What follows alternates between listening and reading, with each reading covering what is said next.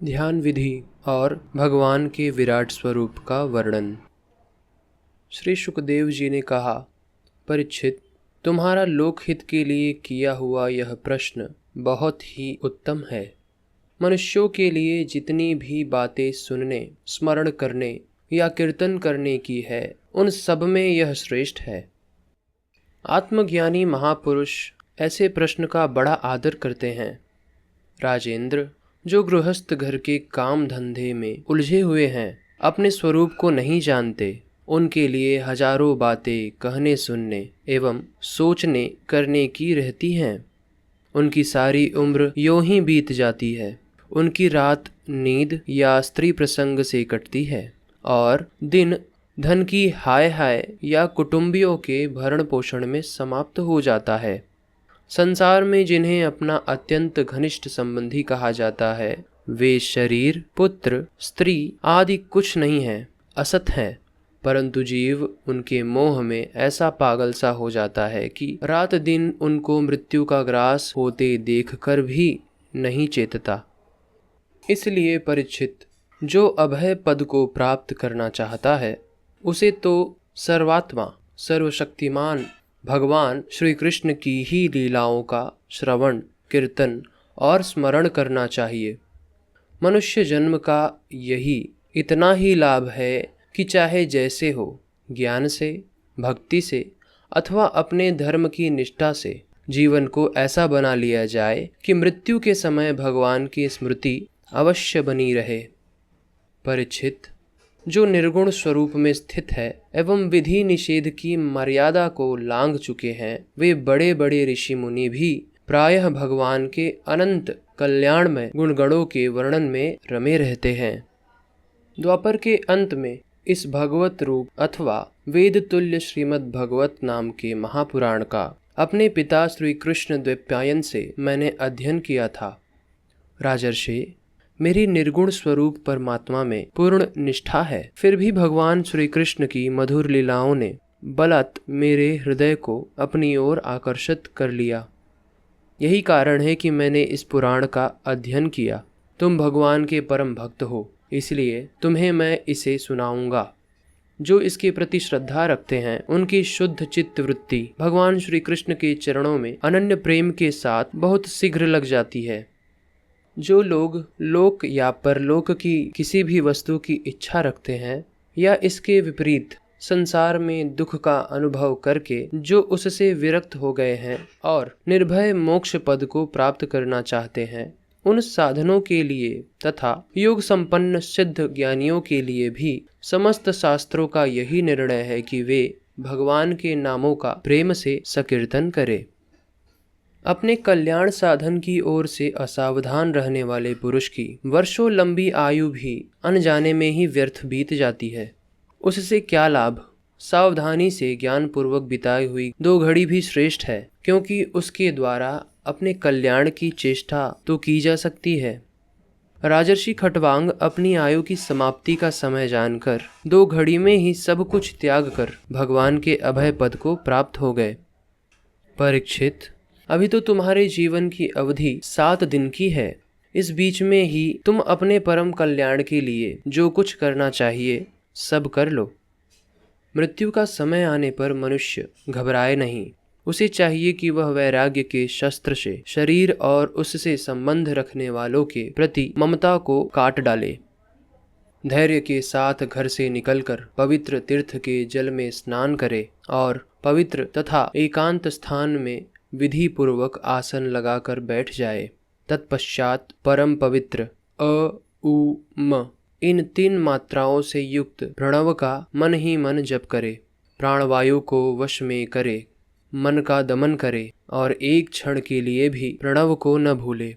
बुद्धि सहायता से मन के द्वारा इंद्रियों को भी विषयों से हटा ले और कर्म की वासनाओं से चंचल हुए मन को विचार के द्वारा रोक कर भगवान के मंगलमय रूप में लगाए। स्थिर चित्त से भगवान के श्री विग्रह में किसी एक अंग का ध्यान करे। इस प्रकार एक एक अंग का ध्यान करते करते विषय वासना से रहित मन को पूर्ण रूप से भगवान में ऐसा तल्लीन कर दे कि फिर और किसी विषय का चिंतन ही न हो। वही भगवान विष्णु का परम पद है, जिसे प्राप्त करके मन भगवत प्रेम रूप आनंद से भर जाता है। यदि भगवान का ध्यान करते समय मन रजोगुण से विक्षिप्त हो या तमोगुण से मूढ़ हो जाए तो घबराए नहीं। धैर्य के साथ योग धारणा के द्वारा उसे वश में करना चाहिए, क्योंकि धारणा उक्त दोनों गुणों के दोषों को मिटा देती है। धारणा स्थिर हो जाने पर ध्यान में जब योगी अपने परम मंगलमय आश्रय भगवान को देखता है, तब उसे तुरंत ही भक्ति योग की प्राप्ति हो जाती है। परीक्षित ने पूछा, ब्राह्मण, धारणा किस साधन से, किस वस्तु में, किस प्रकार की जाती है और उसका क्या स्वरूप माना गया है, जो शीघ्र ही मनुष्य के मन का मैल मिटा देती है? श्री शुकदेव जी ने कहा, परीक्षित, आसन, श्वास, आसक्ति और इंद्रियों पर विजय प्राप्त करके फिर बुद्धि के द्वारा मन को भगवान के स्थूल रूप में लगाना चाहिए। यह कार्य रूप संपूर्ण विश्व जो कुछ कभी था, है या होगा, सब का सब जिसमें दिख पड़ता है, वही भगवान का स्थूल से स्थूल और विराट शरीर है। जल, अग्नि, वायु, आकाश, अहंकार, महतत्व और प्रकृति, इन 7 आवरणों से घिरे हुए इस ब्रह्मांड शरीर में जो विराट पुरुष भगवान है, वे ही धारणा के आश्रय हैं। उन्हीं की धारणा की जाती है। तत्वज्ञ पुरुष उनका इस प्रकार वर्णन करते हैं। पाताल विराट पुरुष के तलवे हैं, उनकी एड़ियाँ और पंजे रसातल है, दोनों गुल्फ, एड़ी के ऊपर की गांठें महातल है, उनके पैर के पिंडे तलातल है। विश्वमूर्ति भगवान के दोनों घुटने सुतल हैं, जांघें वितल और अतल है, पेड़ू भूतल है। और परीक्षित, उनके नाभि रूप सरोवर को ही आकाश कहते हैं। आदि पुरुष परमात्मा की छाती को स्वर्गलोक, गले को महरलोक, मुख को जनलोक और ललाट को तपोलोक कहते हैं। उन सहस्त्र शिर वाले भगवान का मस्तक समूह ही सत्यलोक है। इंद्रादि देवता उनकी भुजाएं हैं, दिशाएं कान और शब्द श्रवणेन्द्रिय है। दोनों अश्विनी कुमार उनके नासिका के छिद्र हैं, गंध घ्राणेन्द्रिय है और धधकती हुई आग उनका मुख है। भगवान विष्णु के नेत्र अंतरिक्ष हैं, उनमें देखने की शक्ति सूर्य है। दोनों पलकें रात और दिन है। उनका भ्रुविलास ब्रह्मलोक है, तालु जल है और जिह्वा रस। वेदों को भगवान का ब्रह्मरंध्र कहते हैं और यम को दाढ़े। सब प्रकार के स्नेह दांत हैं और उनकी जगन मोहिनी माया को ही उनकी मुस्कान कहते हैं। यह अनंत सृष्टि उसी माया का कटाक्ष विक्षेप है। लज्जा ऊपर का ओठ और लोभ नीचे का ओठ है। धर्म स्तन और अधर्म पीठ है। प्रजापति उनके मुखेंद्रिय हैं। मित्रा वरुण अंडकोश है। समुद्र कोख है और बड़े बड़े पर्वत उनकी हड्डियां हैं। राजन, विश्वमूर्ति भगवान पुरुष की नाड़ियाँ नदियाँ हैं। वृक्ष रोम है। परम प्रबल वायु श्वास है। काल उनकी चाल है और गुणों का चक्कर चलाते रहना ही उनका धर्म है। परीक्षित, बादलों को उनके केश मानते हैं। संध्या उन अनंत का वस्त्र है। महात्माओं ने अव्यक्त मूल प्रकृति को ही उनका हृदय बतलाया है और सब विकारों का खजाना उनका मन चंद्रमा कहा गया है। महतत्व को सर्वात्मा भगवान का चित्त कहते हैं और रुद्र उनके अहंकार कहे गए हैं। घोड़े, खच्चर, ऊंट और हाथी उनकी नख हैं। वन में रहने वाले सारे मृग और पशु कटी प्रेदश में स्थित हैं। तरह तरह के पक्षी उनके अद्भुत रचना कौशल है। स्वयंभू मनु उनकी बुद्धि है और मनु की संतान मनुष्य उनके निवास स्थान है। गंधर्व, विद्याधर, चारण और अप्सराएं उनके षटज आदि स्वरों की स्मृति है। दैत्य उनके वीर्य हैं। ब्राह्मण मुख, क्षत्रिय भुजाएं, वैश्य जंघाएं और शूद्र उन विराट पुरुष के चरण हैं। विविध देवताओं के नाम से जो बड़े बड़े द्रव्यमय यज्ञ किए जाते हैं, वे उनके कर्म हैं। परीक्षित, विराट भगवान के स्थूल शरीर का यही स्वरूप है जो मैंने तुम्हें सुना दिया। इसमें मुमुक्ष पुरुष बुद्धि के द्वारा मन को स्थिर करते हैं, क्योंकि इससे भिन्न और कोई वस्तु नहीं है। जैसे स्वप्न देखने वाला स्वप्नावस्था में अपने आप को ही विविध पदार्थों के रूप में देखता है, वैसे ही सबकी बुद्धि वृत्तियों के द्वारा सब कुछ अनुभव कराने वाला सर्व अंतर्यामी परमात्मा भी एक ही है। उन सत्य स्वरूप आनंद निधि भगवान का ही भजन करना चाहिए। अन्य किसी भी वस्तु में आसक्ति नहीं करनी चाहिए, क्योंकि यह आसक्ति जीव के अधः पतन का हेतु है।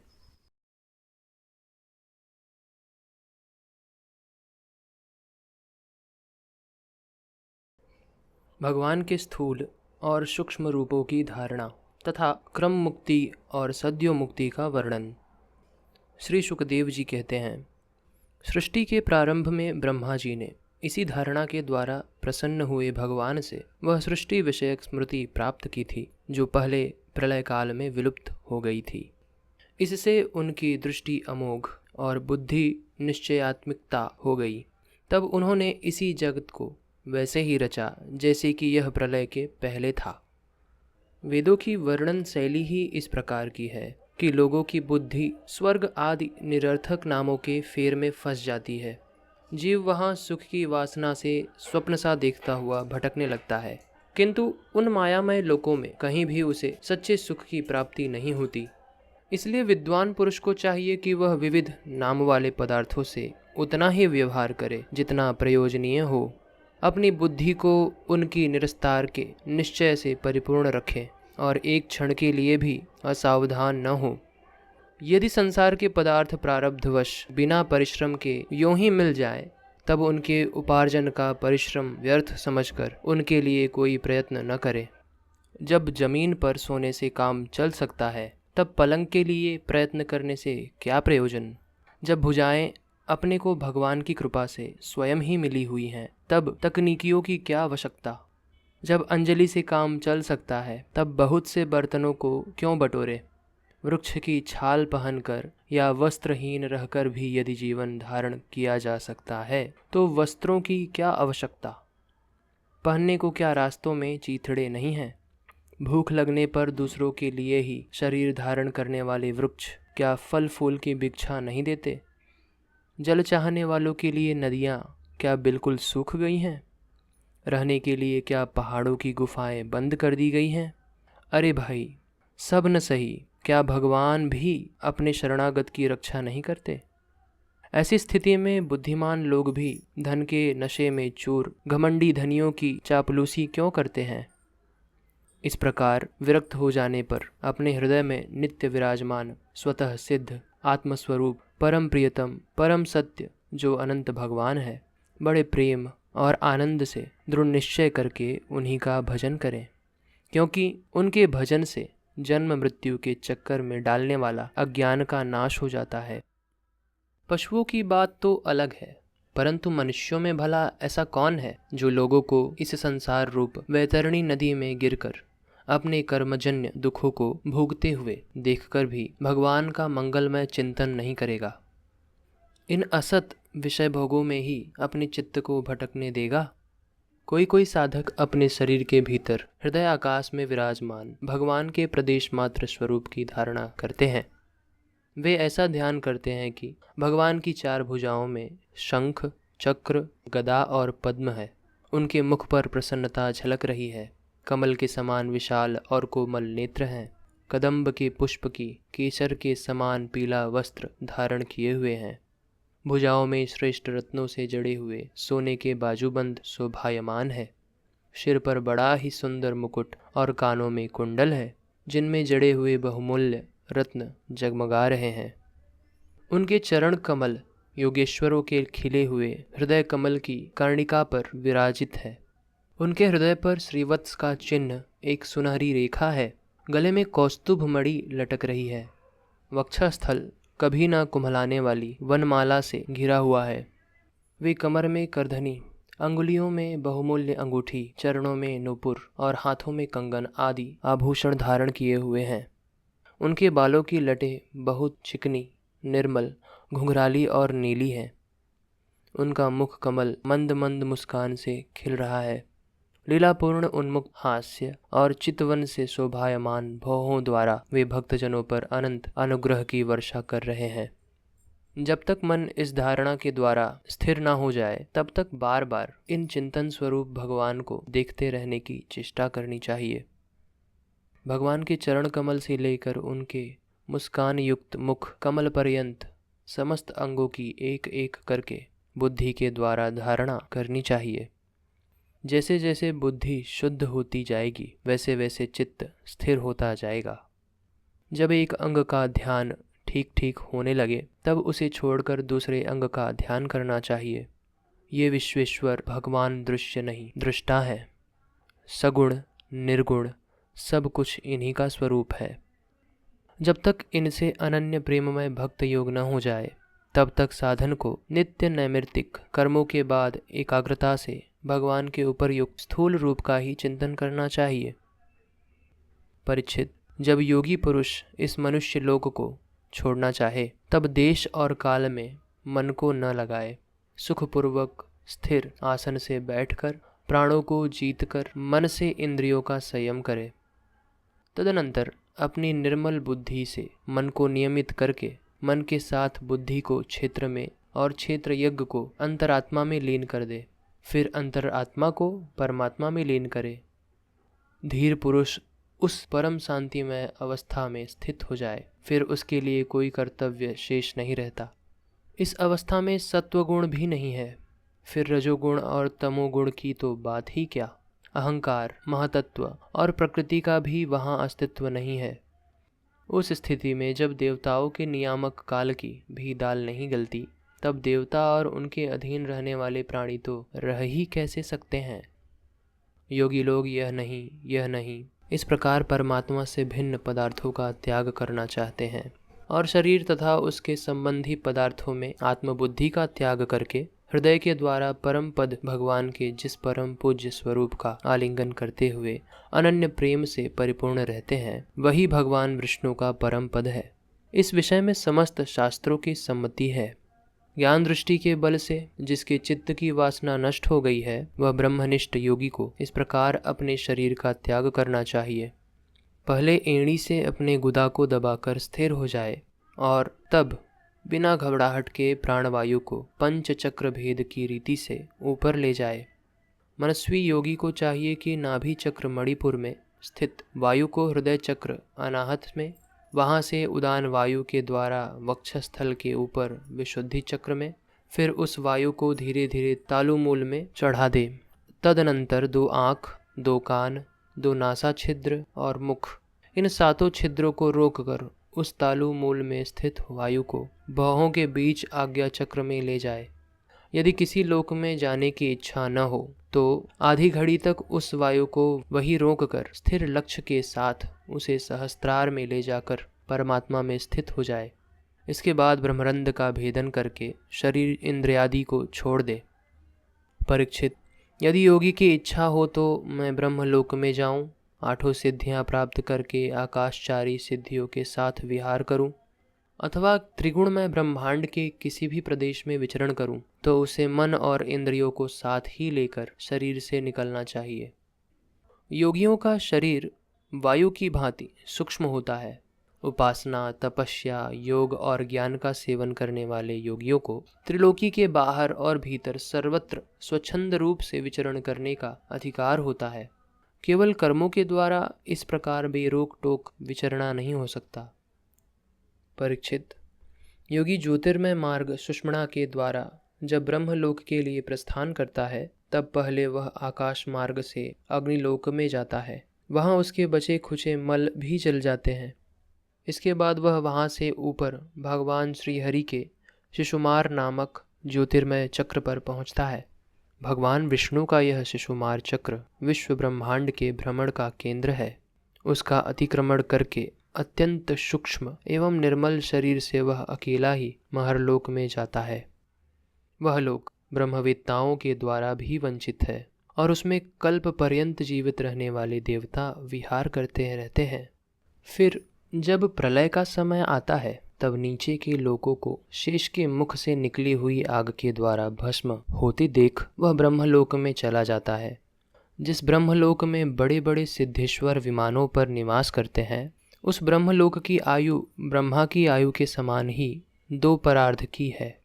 वहाँ न शोक है, न दुख, न बुढ़ापा है, न मृत्यु। फिर वहाँ किसी प्रकार का उद्योग या भय तो हो ही कैसे सकता है। वहाँ यदि दुख है तो केवल एक बात का, वह यही कि इस परम पद को न जानने वाले लोगों को जन्म मृत्यु में अत्यंत घोर संकटों को देखकर दयावश वहाँ के लोगों के मन में बड़ी व्यथा होती है। सत्यलोक में पहुँचने के पश्चात वह योगी निर्भय होकर अपने सूक्ष्म शरीर को पृथ्वी से मिला देता है और फिर उतावली न करते हुए 7 आवरणों का भेदन करता है। पृथ्वी रूप से जल को और जल रूप से अग्निमय आवरण को प्राप्त होकर वह ज्योति रूप से वायु रूप आवरण में आ जाता है और वहाँ से समय पर ब्रह्मा की अनंतता का बोध करने वाले आकाश रूप आवरण को प्राप्त करता है। इस प्रकार स्थूल आवरण को पार करते समय उसकी इंद्रियां भी अपने सूक्ष्म अधिष्ठान में लीन हो जाती हैं। घ्राणेन्द्रिय गंध तन्मात्रा में, रसना रस तन्मात्रा में, नेत्र रूप तन्मात्रा में, त्वचा स्पर्श तन्मात्रा में, श्रोत्र शब्द तन्मात्रा में और कर्मेंद्रियां अपनी अपनी क्रिया शक्ति में मिलकर अपने अपने सूक्ष्म स्वरूप को प्राप्त हो जाती हैं। इस प्रकार योगी पंचभूत के स्थूल सूक्ष्म आवरण को पार करके अहंकार में प्रवेश करता है। वहाँ सूक्ष्म भूतों का तमस अहंकार में, इंद्रियों का राजस अहंकार में तथा मन और इंद्रियों के अधिष्ठाता देवताओं के सात्विक अहंकार में लीन कर देता है। इसके बाद अहंकार के सहित लय रूप गति के द्वारा महतत्व को प्रवेश करके अंत में समस्त गुणों के लय स्थान प्रकृति रूप आवरण में जा मिलता है। परीक्षित, महाप्रलय के समय प्रकृति रूप आवरण का भी लय हो जाने पर वह योगी स्वयं आनंद स्वरूप होकर अपनी उस निवारण रूप से आनंद स्वरूप शांत परमात्मा को प्राप्त हो जाता है। जिसे इस भगवन्मयी गति की प्राप्ति हो जाती है उसे फिर इस संसार में नहीं आना पड़ता। परीक्षित, तुमने जो पूछा था उसके उत्तर में मैंने वेदोक्त द्विविध सनातन मार्ग, सद्योमुक्ति और क्रम मुक्ति का तुमसे वर्णन किया। पहले ब्रह्मा जी ने भगवान वासुदेव की आराधना करके उनसे जब प्रश्न किया था तब उन्होंने उत्तर में इन्हीं दोनों मार्गों की बात ब्रह्मा जी से कही थी। संसार चक्र में पड़े हुए मनुष्य के लिए जिस साधन के द्वारा उसे भगवान श्री कृष्ण की अनन्य प्रेममयी भक्ति प्राप्त हो जाए उसके अतिरिक्त और कोई भी कल्याणकारी मार्ग नहीं है। भगवान ब्रह्मा ने एकाग्र चित्त से सारे वेदों का 3 बार अनुशीलन करके अपनी बुद्धि से यही निश्चय किया कि जिससे सर्वात्मा भगवान श्री कृष्ण के प्रति अनन्य प्रेम प्राप्त हो वही सर्वश्रेष्ठ धर्म है।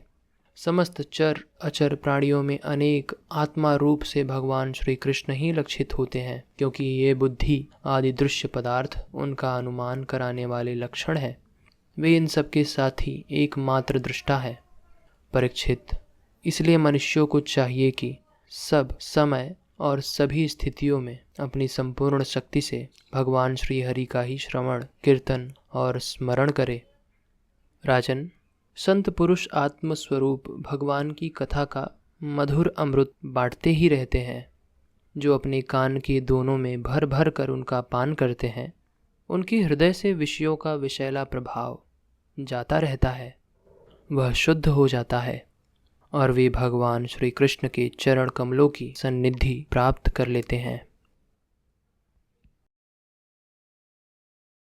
कामनाओं के अनुसार विभिन्न देवताओं की उपासना तथा भगवत भक्ति के प्राधान्य का निरूपण।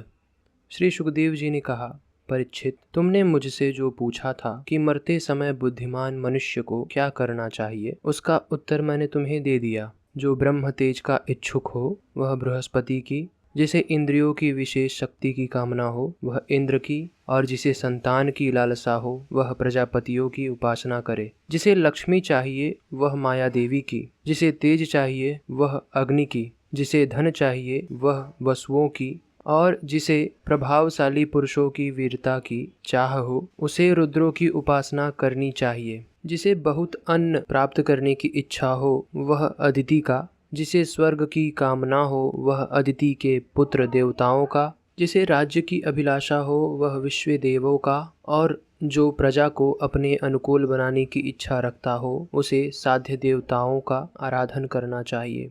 आयु की इच्छा से अश्विनी कुमारों का, पुष्टि की इच्छा से पृथ्वी का, और प्रतिष्ठा की चाह हो तो लोकमाता पृथ्वी और ध्यो आकाश का सेवन करना चाहिए। सौंदर्य की चाह से गंधर्वों की, पत्नी की प्राप्ति के लिए उर्वशी अप्सरा की, और सबका स्वामी बनने के लिए ब्रह्मा की आराधना करनी चाहिए। जिसे यश की इच्छा हो वह यज्ञ पुरुष की, जिसे खजाने की लालसा हो वह वरुण की, विद्या प्राप्ति करने की आकांक्षा हो तो भगवान शंकर की, और पति पत्नी में परस्पर प्रेम बनाए रखने के लिए पार्वती जी की उपासना करनी चाहिए। धर्म उपार्जन करने के लिए विष्णु भगवान की, वंश परंपरा की रक्षा के लिए पितरों की, बाधाओं से बचने के लिए यक्षों की, और बलवान होने के लिए मरुदगणों की आराधना करनी चाहिए। राज्य के लिए मनवंतरों के अधिपति देवों को, अभिचार के लिए ऋतिक को, भोगों के लिए चंद्रमा को, और निष्कामता प्राप्त करने के लिए परम पुरुष नारायण को भजना चाहिए। वह चाहे निष्काम हो, समस्त कामनाओं से युक्त हो, अथवा मोक्ष चाहता हो, उसे तो तीव्र भक्ति योग के द्वारा केवल पुरुषोत्तम भगवान की ही आराधना करनी चाहिए। जितने भी उपासक हैं उनका सबसे बड़ा हित इसमें है कि वे भगवान के प्रेमी भक्तों का संग करके भगवान में अविचल प्रेम प्राप्त कर लें। ऐसे पुरुष के सत्संग में जो भगवान की लीला कथाएं होती है, उससे उस दुर्लभ ज्ञान की प्राप्ति होती है जिससे संसार सागर की त्रिगुणमयी तरंग मालाओं के थपेड़े शांत हो जाते हैं। हृदय शुद्ध होकर आनंद का अनुभव होने लगता है। इंद्रियों के विषयों में आसक्ति नहीं रहती। कैवल्य मोक्ष का सर्वसम्मत मार्ग भक्ति योग प्राप्त हो जाता है। भगवान की ऐसी रसमयी कथाओं का चस्का लग जाने पर भला कौन ऐसा है जो उनमें प्रेम न करे। सौनक जी ने कहा, सूत जी, राजा परीक्षित ने सुखदेव जी की यह बात सुनकर उनसे और क्या पूछा। वे तो सर्वज्ञ होने के साथ ही साथ मधुर वर्णन करने में भी बड़े त्रिपुण थे। सूत जी, आप तो सब कुछ जानते हैं। हम लोग उनकी वह बातचीत बड़े प्रेम से सुनना चाहते हैं। आप कृपा करके अवश्य सुनाइए, क्योंकि संतों की सभा में ऐसी ही बातें होती हैं जिनका पर्यवसान भगवान की रसमयी लीला कथा में ही होता है। पांडुनंदन महारथी राजा परीक्षित बड़े भागवत भक्त थे। बाल्यावस्था में खिलौने से खेलते समय भी वे श्री कृष्ण लीला का ही रस लेते थे। भगवानमय श्री सुखदेव जी भी जन्म से ही भगवत परायण हैं।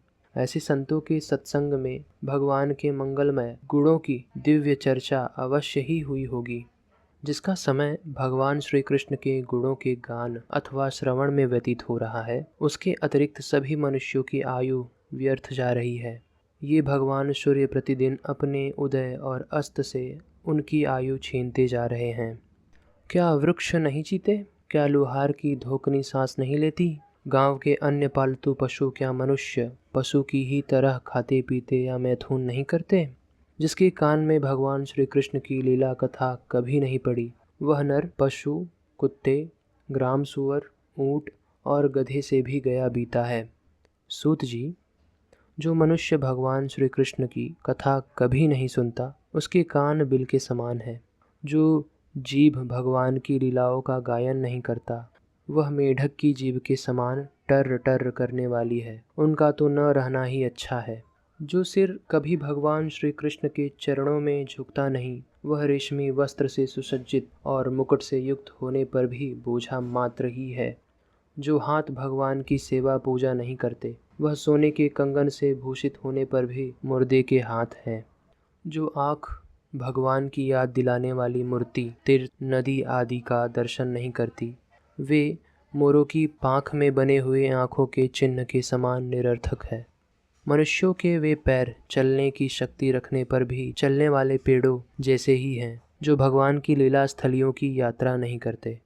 जिस मनुष्य ने भगवत प्रेमी संतों के चरण की धूल कभी सिर पर नहीं चढ़ाई, वह जीता हुआ भी मुर्दा है। जिस मनुष्य ने भगवान के चरणों पर चढ़ी हुई तुलसी की सुगंध लेकर उसकी सराहना नहीं की, वह श्वास लेता हुआ भी श्वास रहित शव है।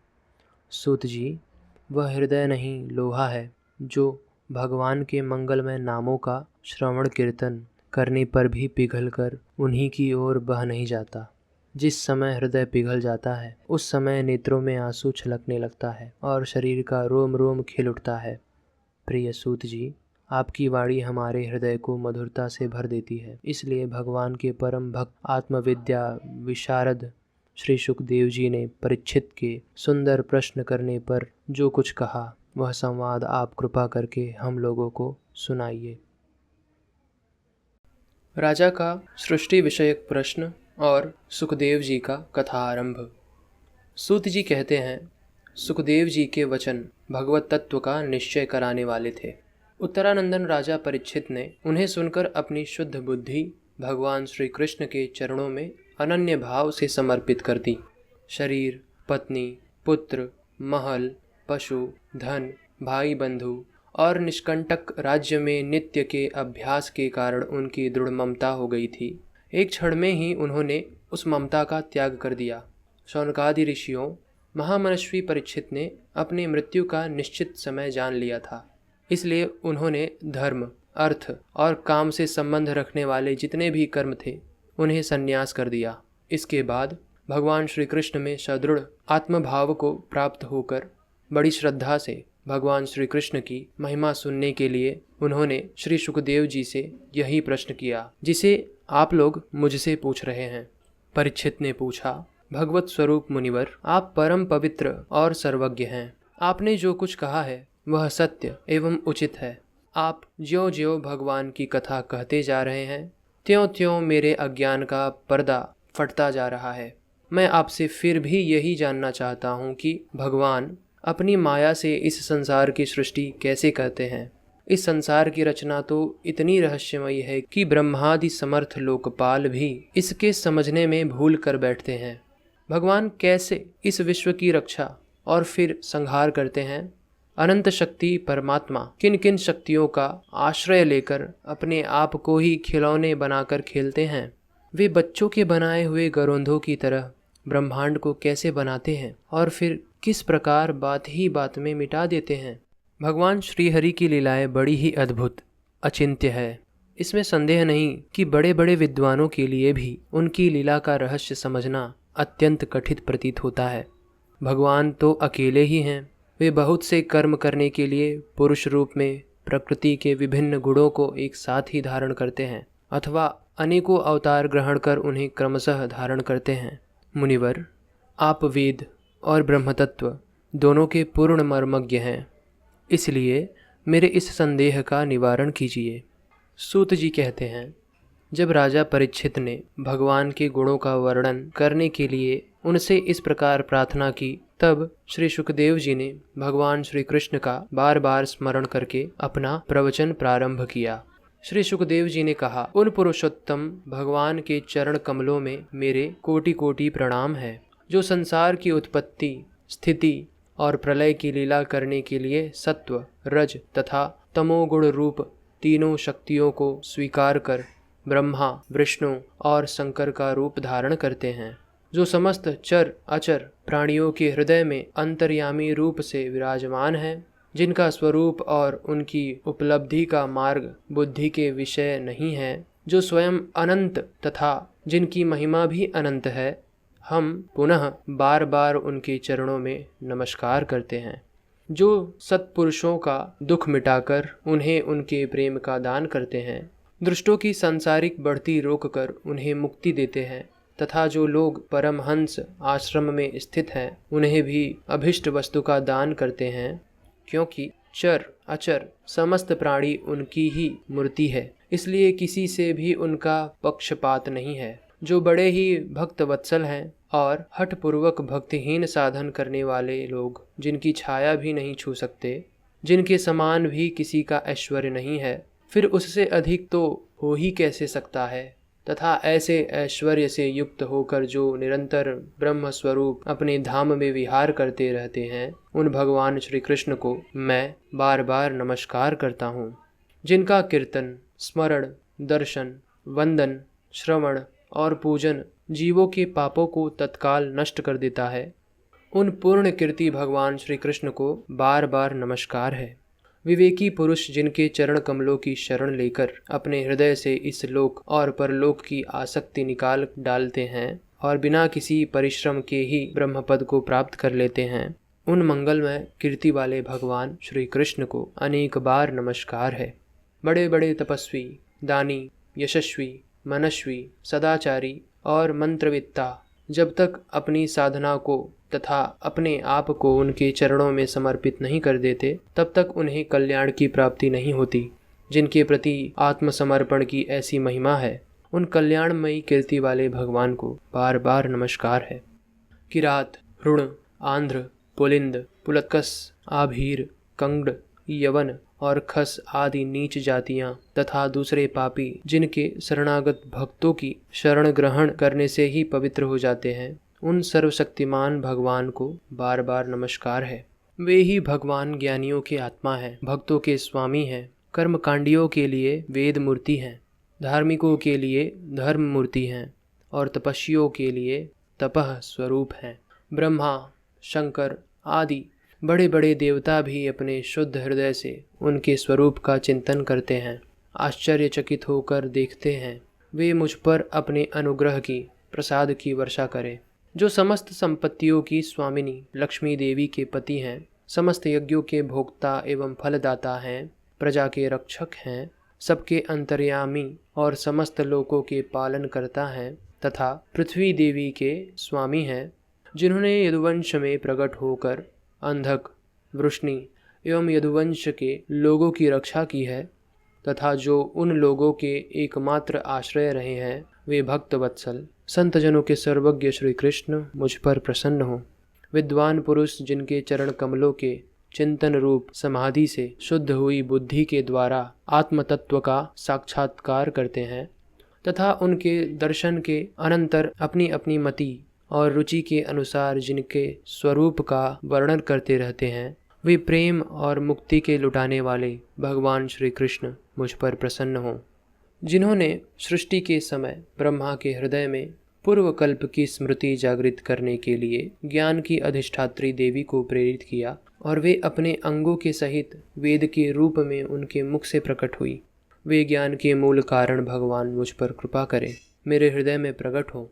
भगवान ही पंच महाभूतों से इन शरीरों का निर्माण करके इनमें जीव रूप से शयन करते हैं और 5 ज्ञानेंद्रिया, 5 कर्मेंद्रिय, 5 प्राण और 1 मन, इन 16 कलायों से युक्त होकर इनके द्वारा 16 विषयों का भोग करते हैं। वे सर्वभूतमय भगवान मेरी वाणी को अपने गुणों से अलंकृत कर दे। संत पुरुष जिनके मुख कमल से मकरंद के समान झरती हुई ज्ञानमयी सुधा का पान करते रहते हैं, उन वासुदेवावतार सर्वज्ञ भगवान व्यास के चरणों में मेरा बार बार नमस्कार है। परीक्षित, वेदगर्भ स्वयंभू ब्रह्मा ने नारद के प्रश्न करने पर यही बात कही थी, जिसका स्वयं भगवान नारायण ने उन्हें उपदेश किया था और वही मैं तुमसे कह रहा हूँ।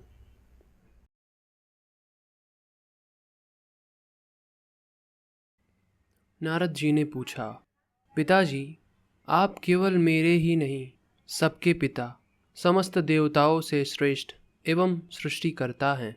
आपको मेरा प्रणाम है। आप मुझे वह ज्ञान दीजिए जिससे आत्मतत्व का साक्षात्कार हो जाता है। पिताजी, इस संसार का क्या लक्षण है? इसका आधार क्या है? इसका निर्माण किसने किया है? इसका प्रलय किसमें होता है? यह किसके अधीन है? और वास्तव में यह क्या वस्तु? आप इसका तत्व बतलाइए। आप तो यह सब कुछ जानते हैं, क्योंकि जो कुछ हुआ है, हो रहा है या होगा, उसके स्वामी आप ही हैं। यह सारा संसार हथेली पर रखे हुए आंवले के समान आपकी ज्ञान दृष्टि के अंतर्गत ही है। पिताजी, आपको यह ज्ञान कहाँ से मिला? आप किसके आधार पर ठहरे हुए हैं? आपका स्वामी कौन है और आपका स्वरूप क्या है? आप अकेले ही माया से पंचभूतों के द्वारा प्राणियों की सृष्टि कर लेते हैं। कितना अद्भुत है! जैसे मकड़ी अनायास ही अपने मुंह से जाला निकालकर उसमें खेलने लगती है, वैसे ही आप अपनी शक्ति के आश्रय से जीवों को अपने में ही उत्पन्न करते हैं और फिर भी आप में कोई विकार नहीं होता। जगत में नाम, रूप और गुणों से जो कुछ जाना जाता है, उसमें मैं ऐसी कोई सत असत उत्तम, मध्यम या अधम वस्तु नहीं देखा जो आपके सिवा और किसी से उत्पन्न हुई हो। इस प्रकार सबके ईश्वर होकर भी आपने एकाग्र चित्त से घोर तपस्या की। इस बात से मुझे मोह के साथ साथ बहुत बड़ी शंका भी हो रही है कि आपसे बड़ा भी कोई है क्या? पिताजी, आप सर्वज्ञ और सर्वेश्वर हैं। जो कुछ मैं पूछ रहा हूँ वह सब आप कृपा करके मुझे इस प्रकार समझाएं कि जिससे मैं आपके उपदेश को ठीक ठीक समझ सकूं। ब्रह्मा जी ने कहा, बेटा नारद, तुमने जीवों के प्रति करुणा के भाव से भरकर यह बहुत ही सुंदर प्रश्न किया है, क्योंकि इससे भगवान के गुणों का वर्णन करने की प्रेरणा मुझे प्राप्त हुई है। तुमने मेरे विषय में जो कुछ कहा है, तुम्हारा वह कथन भी असत्य नहीं है, क्योंकि जब तक मुझसे परे का तत्व, जो स्वयं भगवान ही है, जान नहीं लिया जाता, तब तक मेरा ऐसा ही प्रभाव प्रतीत होता है। जैसे सूर्य, अग्नि, चंद्रमा, ग्रह, नक्षत्र और तारे उन्हीं के प्रकाश से प्रकाशित होकर जगत में प्रकाश फैलाते हैं, वैसे ही मैं भी भगवान के चिन्मय प्रकाश से प्रकाशित होकर संसार को प्रकाशित कर रहा हूँ।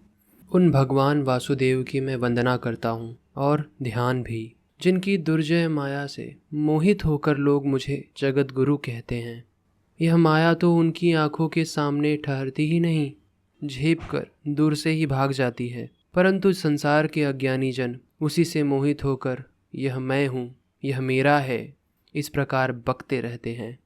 भगवत स्वरूप नारद, द्रव्य, कर्म, काल, स्वभाव और जीव वास्तव में भगवान से भिन्न दूसरी कोई भी वस्तु नहीं है।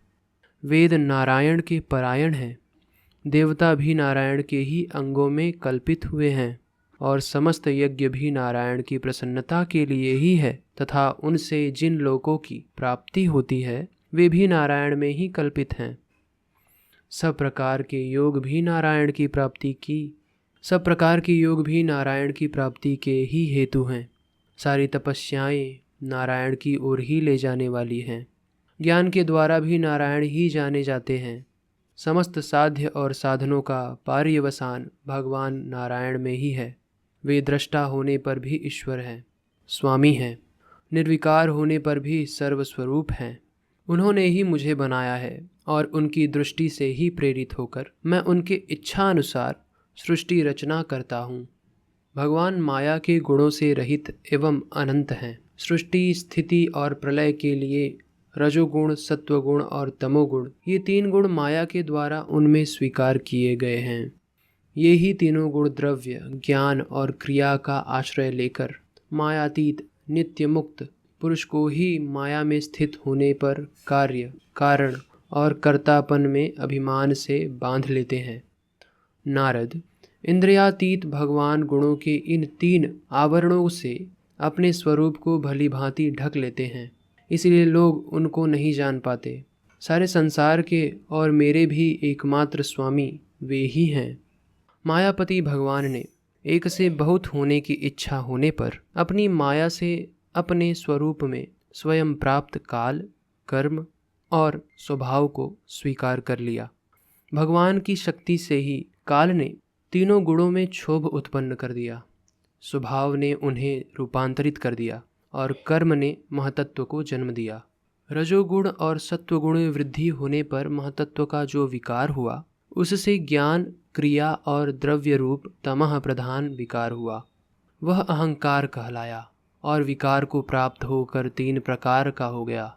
उसके भेद हैं वैकारिक, तेजस और तामस। नारद जी, वे क्रमशः ज्ञान शक्ति, क्रिया शक्ति और द्रव्य शक्ति प्रधान हैं। जब 5 महाभूतों के कारण रूप तमस अहंकार में विकार हुआ, तब उससे आकाश की उत्पत्ति हुई। आकाश की तन्मात्रा और गुण शब्द हैं। इस शब्द के द्वारा ही दृष्टा और दृश्य का बोध होता है। जब आकाश में विकार हुआ, तब उससे वायु की उत्पत्ति हुई। उसका गुण स्पर्श है। अपने कारण का गुण आ जाने से यह शब्द वाला भी है। इंद्रियों में स्फूर्ति, शरीर में जीवनी शक्ति, ओज और बल इसके रूप हैं। काल, कर्म और स्वभाव से वायु में भी विकार हुआ, उससे तेज की उत्पत्ति हुई। इसका प्रधान गुण रूप है। साथ ही इसके कारण आकाश और वायु के गुण शब्द एवं स्पर्श भी इसी से हैं। तेज के विकार से जल की उत्पत्ति हुई, इसका गुण है रस। कारण तत्व के गुण शब्द स्पर्श और रूप भी इसमें है। जल के विकार से पृथ्वी की उत्पत्ति हुई, इसका गुण है गंध। कारण के गुण कार्य में आते हैं। इस न्यास से शब्द, स्पर्श, रूप और रस ये चारों गुण भी इसमें विद्यमान है। वैकारिक अहंकार से मन की और इंद्रियों के 10 अधिष्ठात्री देवताओं की भी उत्पत्ति हुई। उनके नाम है दिशा, वायु, सूर्य, वरुण, अश्विनी कुमार, अग्नि, इंद्र, विष्णु, मित्र और प्रजापति।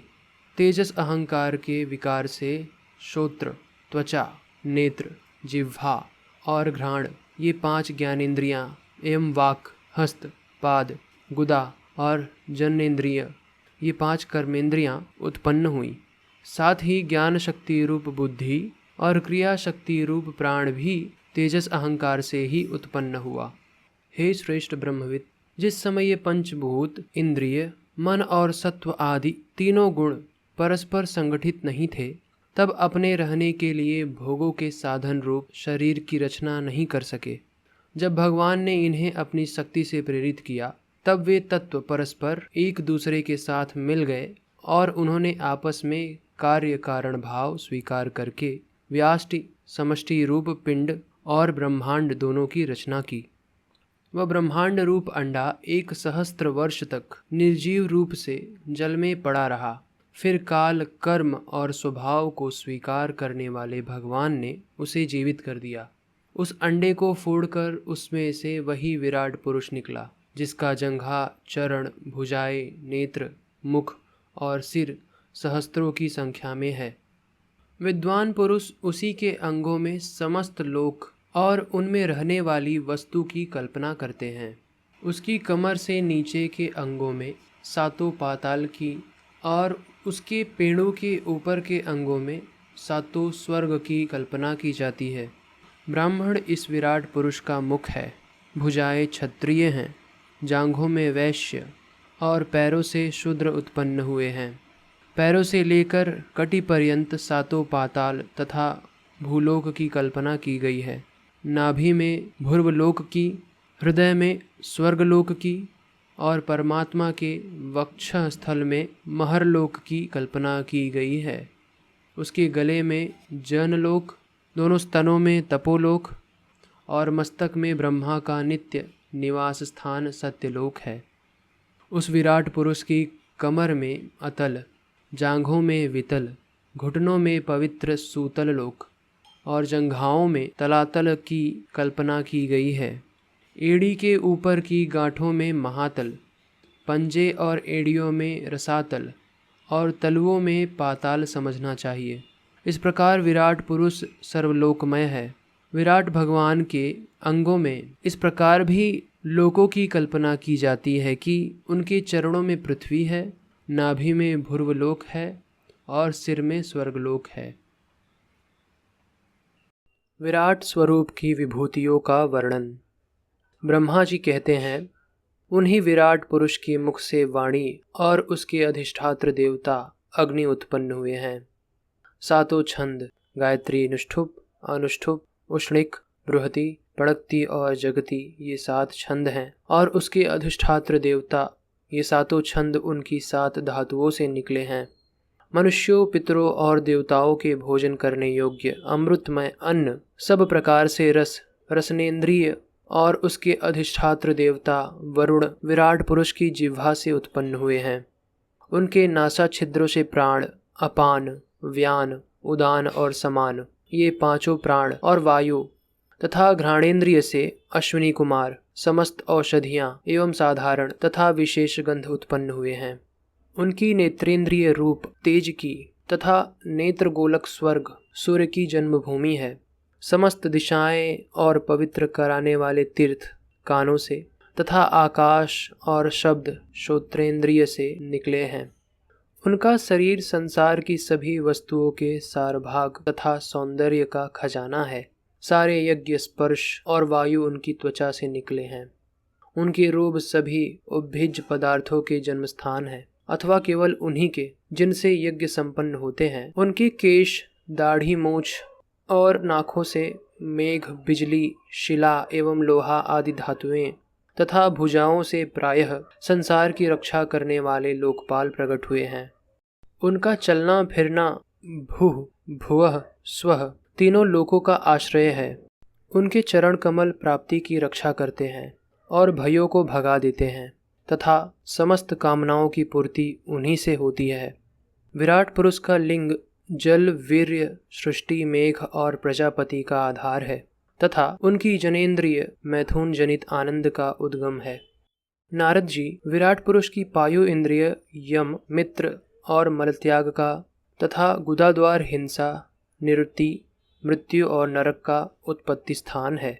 उनकी पीठ से पराजय, अधर्म और अज्ञान, नाड़ियों से नद, नदी और हड्डियों से पर्वतों का निर्माण हुआ है। उनके उदर में मूल प्रकृति, रस नाम की धातु तथा समुद्र, समस्त प्राणी और उनकी मृत्यु समाई हुई है। उनका हृदय ही मन की जन्मभूमि है। नारद, हम, तुम, धर्म, सनकादि, शंकर, विज्ञान और अंतःकरण सबके सब उनके चित्त के आश्रित हैं। कहाँ तक गिनाएं?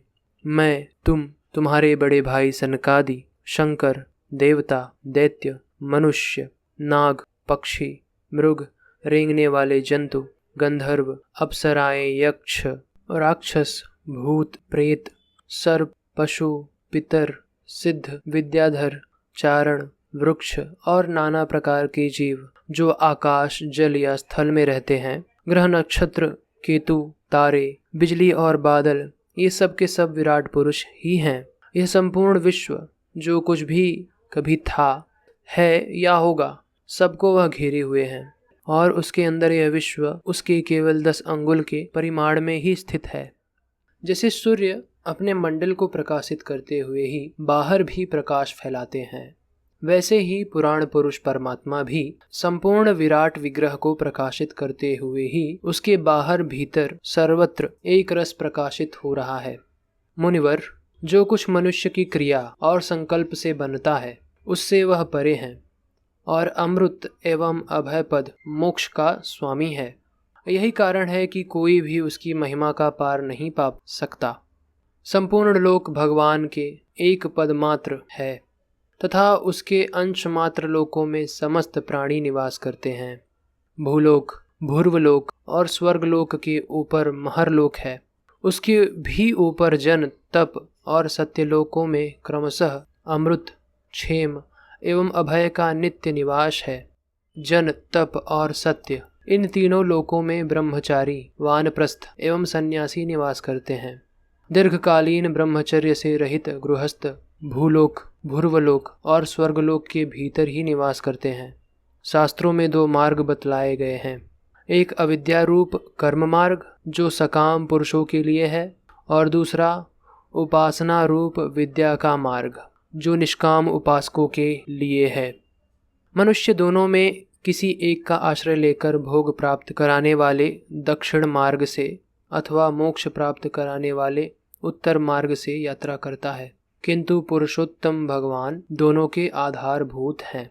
जैसे सूर्य अपनी किरणों से सबको प्रकाशित करते हुए भी सबसे अलग है, वैसे ही जिन परमात्मा ने इस अंड की और पंचभूत, एकादश इंद्रिय एवं गुणमय विराट की उत्पत्ति हुई है, वे प्रभु भी इन समस्त वस्तुओं के अंदर और उनके रूप में रहते हुए भी उनसे सर्वथा अतीत है। जिस समय इस विराट पुरुष के नाभि कमल से मेरा जन्म हुआ, उस समय इस पुरुष के अंगों के अतिरिक्त मुझे और कोई भी यज्ञ की सामग्री नहीं मिली। तब मैंने उनके अंगों में ही यज्ञ के पशु, यूप, कुश, यही यज्ञ भूमि और यज्ञ के योग्य उत्तम काल की कल्पना की। ऋषि श्रेष्ठ, यज्ञ के लिए आवश्यक पात्र आदि वस्तुएं, जौ, चावल आदि औषधियाँ, घृत आदि स्नेह पदार्थ, छह, रस, लोहा, मिट्टी, जल, ऋक्, यजुः, साम, चातुर्होत्र, यज्ञों के नाम, मंत्र, दक्षिणा, व्रत, देवताओं के नाम, पद्धति ग्रंथ, संकल्प, तंत्र, गति, मति, श्रद्धा, प्रायश्चित और समर्पण, यह समस्त यज्ञ सामग्री मैंने विराट पुरुष के अंगों से ही इकट्ठी की। इस प्रकार विराट पुरुष के अंगों से ही सारी सामग्री का संग्रह करके मैंने उन्हीं सामग्रियों से उन यज्ञ स्वरूप परमात्मा का यज्ञ के द्वारा यजन किया। तदनंतर तुम्हारे बड़े भाई इन 9 प्रजापतियों ने अपने चित्त को पूर्ण समाहित करके विराट एवं अंतर्यामी रूप से स्थित उस पुरुष की आराधना की। इसके पश्चात समय समय पर मनु, ऋषि, पितर, देवता, दैत्य और मनुष्यों ने यज्ञों के द्वारा भगवान की आराधना की। नारद, यह संपूर्ण विश्व उन्हीं भगवान नारायण में स्थित है, जो स्वयं तो प्राकृतिक गुणों से रहित है, परंतु सृष्टि के प्रारंभ में माया के द्वारा बहुत से गुण ग्रहण कर लेते हैं। उन्हीं की प्रेरणा से मैं इस संसार की रचना करता हूँ। उन्हीं के अधीन होकर रुद्र इसका संहार करते हैं और वे स्वयं ही विष्णु के रूप से इसका पालन करते हैं, क्योंकि उन्होंने सत्व, रज और तम की 3 शक्तियाँ स्वीकार कर रखी हैं। बेटा, जो कुछ तुमने पूछा था उसका उत्तर मैं तुम्हें दे दिया। भाव या अभाव, कार्य या कारण के रूप में ऐसी कोई भी वस्तु नहीं है जो भगवान से भिन्न हो। प्यारे नारद, मैं प्रेम पूर्ण एवं उत्कंठित हृदय से भगवान के स्मरण में मग्न रहता हूँ। इसी से मेरी वाणी कभी असत्य होती नहीं दिखती, मेरा मन कभी असत्य संकल्प नहीं करता और मेरी इंद्रियां भी कभी मर्यादा का उल्लंघन करके कुमार्ग में नहीं जाती। मैं वेद मूर्ति हूँ, मेरा जीवन तपस्यामय है। बड़े बड़े प्रजापति मेरी वंदना करते हैं और मैं उनका स्वामी हूँ। पहले मैंने बड़ी निष्ठा से योग का सर्वांग अनुष्ठान किया था, परंतु मैं अपने मूल कारण परमात्मा के स्वरूप को नहीं जान सका, क्योंकि वे तो एकमात्र भक्ति से ही प्राप्त होते हैं। मैं तो परम मंगलमय एवं शरण आए हुए भक्तों को जन्म मृत्यु से छुड़ाने वाले परम कल्याण स्वरूप भगवान के चरण को ही नमस्कार करता हूँ। उनकी माया की शक्ति अपार है। जैसे आकाश अपने अंत को नहीं जानता, वैसे ही वे भी अपनी महिमा का विस्तार नहीं जानते। ऐसी स्थिति में दूसरे तो उसका पार पा ही कैसे सकते हैं। मैं, मेरे पुत्र, तुम लोग और शंकर जी भी उनके सत्व स्वरूप को नहीं जानते, तब दूसरे देवता तो उन्हें जान ही कैसे सकते हैं। हम सब इस प्रकार मोहित हो रहे हैं कि उनकी माया के द्वारा रचे हुए जगत को भी ठीक ठीक नहीं समझ सकते। अपनी अपनी बुद्धि के अनुसार ही अटकल लगाते हैं। हम लोग केवल जिनके अवतार की लीलाओं का गान ही करते रहते हैं, उनके तत्व को नहीं जानते। उन भगवान के श्री चरणों में मैं नमस्कार करता हूँ। वे अजन्मा एवं पुरुषोत्तम है। प्रत्येक कल्प में वे स्वयं अपने आप में अपने आप की ही सृष्टि करते हैं, रक्षा करते हैं और संहार कर लेते हैं। वे माया के लेश से रहित केवल ज्ञान स्वरूप हैं और अंतरात्मा के रूप में एक रस स्थित हैं। वे तीनों काल में सत्य एवं परिपूर्ण हैं, न उनका आदि है न अंत। वे तीनों गुणों से रहित, सनातन एवं अद्वितीय हैं। नारद, महात्मा लोग जिस समय अपने अंतःकरण, इंद्रिय और शरीर को शांत कर लेते हैं, उस समय उनका साक्षात्कार करते हैं, परंतु जब असत्य पुरुषों के द्वारा कुतर्कों का जाल बिछाकर उनको ढक दिया जाता है, तब उनके दर्शन नहीं हो पाते। परमात्मा का पहला अवतार विराट पुरुष है। उसके सिवा काल, स्वभाव, कार्य, कारण, मन, पंचभूत, अहंकार, तीनों गुण, इंद्रिया, ब्रह्मांड, शरीर, उसका अभिमानी, स्थावर और जंगम जीव, सबके सब उस अनंत भगवान के ही रूप हैं। मैं, शंकर, विष्णु, दक्ष आदि ये प्रजापति, तुम और तुम्हारे जैसे अन्य भक्तजन, स्वर्ग लोक के रक्षक, पक्षियों के राजा, मनुष्यों के राजा, नीचे के लोकों के राजा, गंधर्व, विद्याधर और चरणों के अधिनायक, यक्ष, राक्षस, सांप और नागों के स्वामी, महर्षि, पितृपति, दैत्येंद्र, सिद्धेश्वर, दानवराज और भी प्रेत, पिशाच, भूत, कुष्मांड, जल जंतु, मृग और पक्षियों के स्वामी एवं संसार में और भी जितने वस्तुएं ऐश्वर्य, तेज, इंद्रिय बल, मनोबल, शरीर बल या क्षमा से युक्त हैं, अथवा जो भी विशेष सौंदर्य, लज्जा, वैभव तथा विभूति के युक्त हैं, वे जितनी भी वस्तुएं अद्भुत वर्ण वाली, रूपवान या अरूप हैं, वे सब के सब परम तत्वमय भगवत्व रूप ही है। नारद, इनके सिवा परम पुरुष परमात्मा के परम पवित्र एवं प्रधान प्रधान लीलावतार भी शास्त्रों में वर्णित हैं। उनका मैं क्रमशः वर्णन करता हूँ। उनके चरित्र सुनने में बड़े मधुर एवं श्रवणेन्द्रिय के दोषों को दूर करने वाले हैं। तुम सावधान होकर उनका रस लो। भगवान के लीलावतारों की कथा। ब्रह्मा जी कहते हैं, अनंत भगवान ने प्रलय के जल में डूबी हुई पृथ्वी का उद्धार करने के लिए समस्त यज्ञमय वराह शरीर ग्रहण किया था।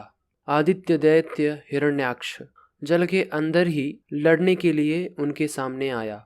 जैसे इंद्र ने अपने वज्र से पर्वतों के पंख काट डाले थे, वैसे ही वराह भगवान ने अपनी दाढ़ों से उसके टुकड़े टुकड़े कर दिए। फिर उन्हीं प्रभु ने रुचि नामक प्रजापति की पत्नी आकृति के गर्भ से सुयज्ञ के रूप में अवतार ग्रहण किया। उस अवतार में उन्होंने दक्षिणा नाम की पत्नी से स्वयं नाम के देवताओं को उत्पन्न किया और तीनों लोकों के बड़े बड़े संकट हर लिए। इसी से स्वयंभुव मनु ने उन्हें हरि के नाम से पुकारा। नारद, कर्दम प्रजापति के घर देवहूति के गर्भ से 9 बहिनों के साथ भगवान ने कपिल के रूप में अवतार ग्रहण किया। उन्होंने अपनी माता को उस आत्मज्ञान का उपदेश किया जिससे वे इन्हीं जन्म में अपने हृदय के संपूर्ण मल, तीनों गुण की आसक्ति का सारा कीचड़ धोकर कपिल भगवान के वास्तविक रूप को प्राप्त हो गई। महर्षि अत्रि भगवान को पुत्र रूप में प्राप्त करना चाहते थे। उन पर प्रसन्न होकर भगवान ने उनसे एक दिन कहा कि मैंने अपने आप को तुम्हें दे दिया। इसी से अवतार लेने पर भगवान का नाम दत्तात्रेय पड़ा। उनके चरण कमलों के पराग से अपने शरीर को पवित्र करके राजा यदु और सहस्त्र अर्जुन आदि ने योग की, भोग और मोक्ष दोनों ही सिद्धियां प्राप्त की। नारद, सृष्टि के प्रारंभ में मैंने विविध लोकों की रचने की इच्छा से तपस्या की। मेरे उस अखंड तप से प्रसन्न होकर उन्होंने तप अर्थ वाले सन नाम से युक्त होकर सनक, सनंदन, सनातन और सनत कुमार के रूप में अवतार ग्रहण किया। इस अवतार में उन्होंने प्रलय के कारण पहले कल्प के भूले हुए आत्मज्ञान का ऋषियों के प्रति यथावत उपदेश किया, जिससे उन लोगों ने तत्काल परम तत्व का अपने हृदय में साक्षात्कार कर लिया।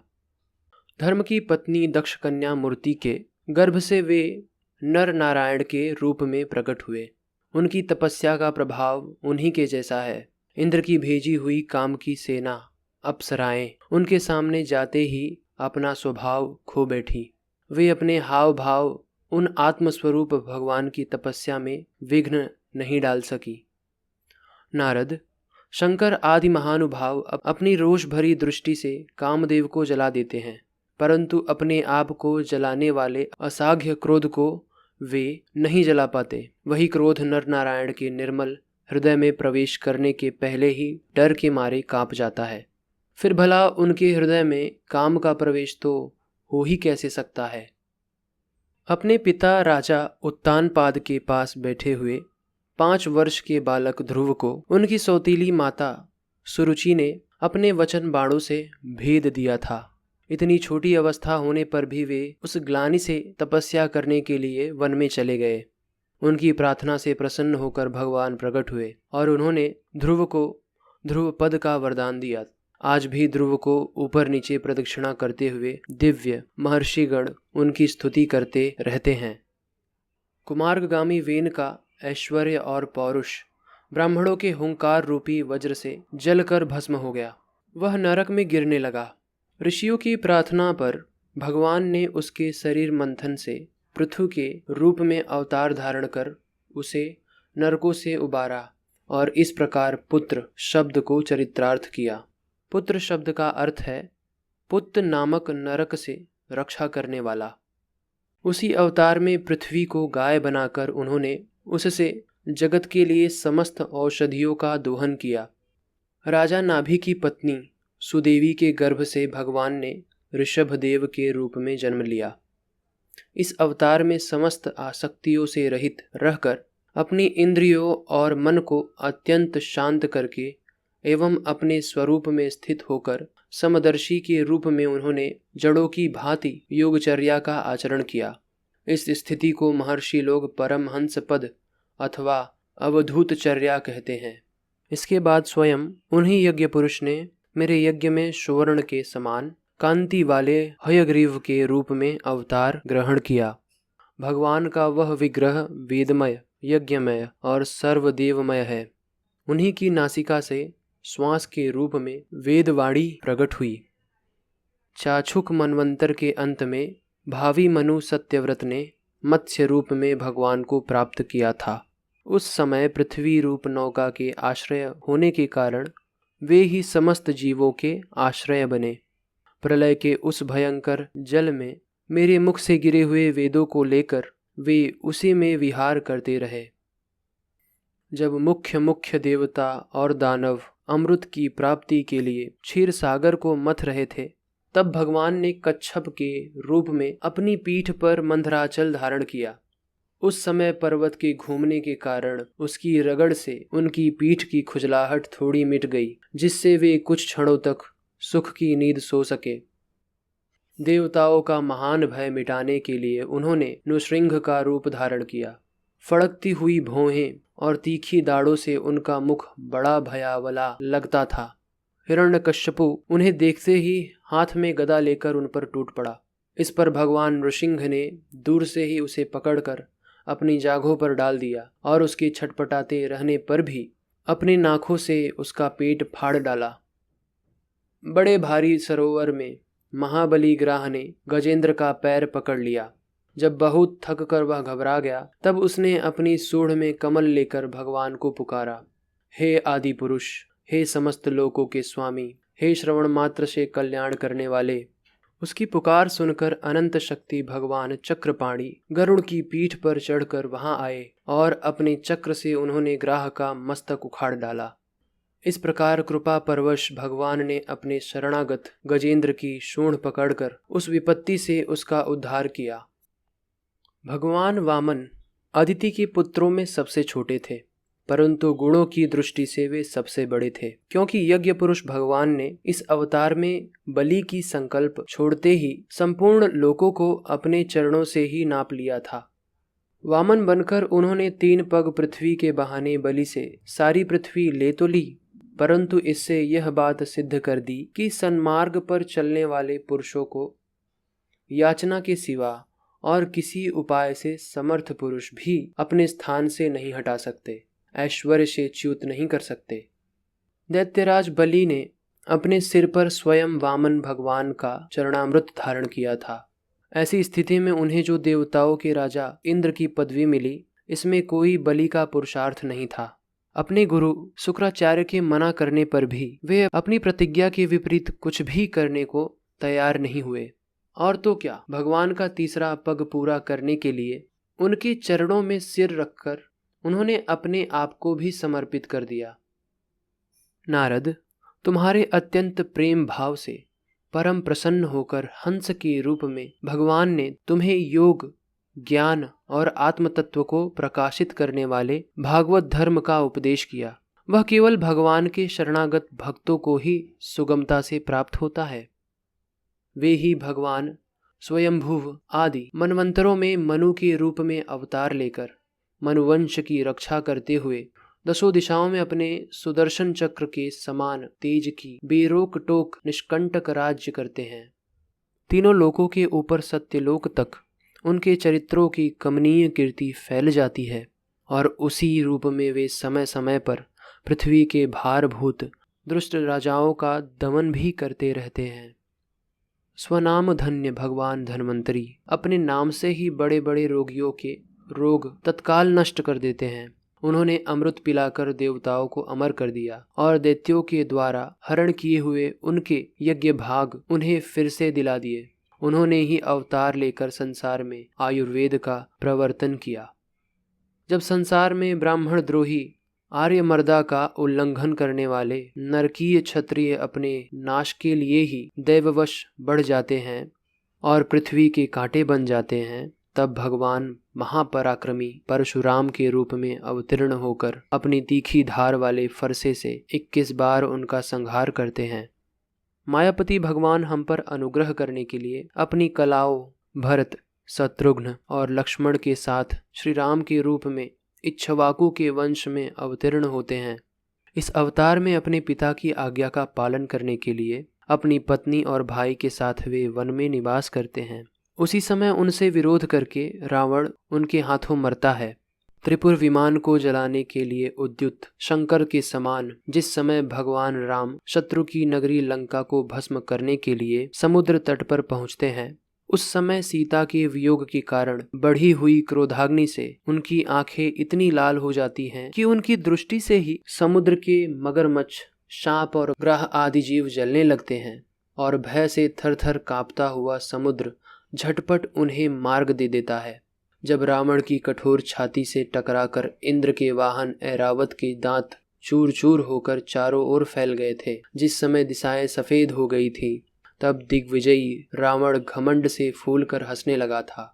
वही रावण जब श्री रामचंद्र जी की पत्नी सीता जी को चुरा कर ले जाता है और लड़ाई के मैदान में उनसे लड़ने के लिए गर्वपूर्वक आता है, तब भगवान श्री राम के धनुष की टंकार से ही उसका वह घमंड प्राणों के साथ तत्क्षण विलीन हो जाता है। जिस समय झुंड के झुंड दैत्य पृथ्वी को रौंद डालेंगे, उस समय उसका भार उतारने के लिए भगवान अपने सफ़ेद और काले केस से बलराम और श्री कृष्ण के रूप में कलावतार ग्रहण करेंगे।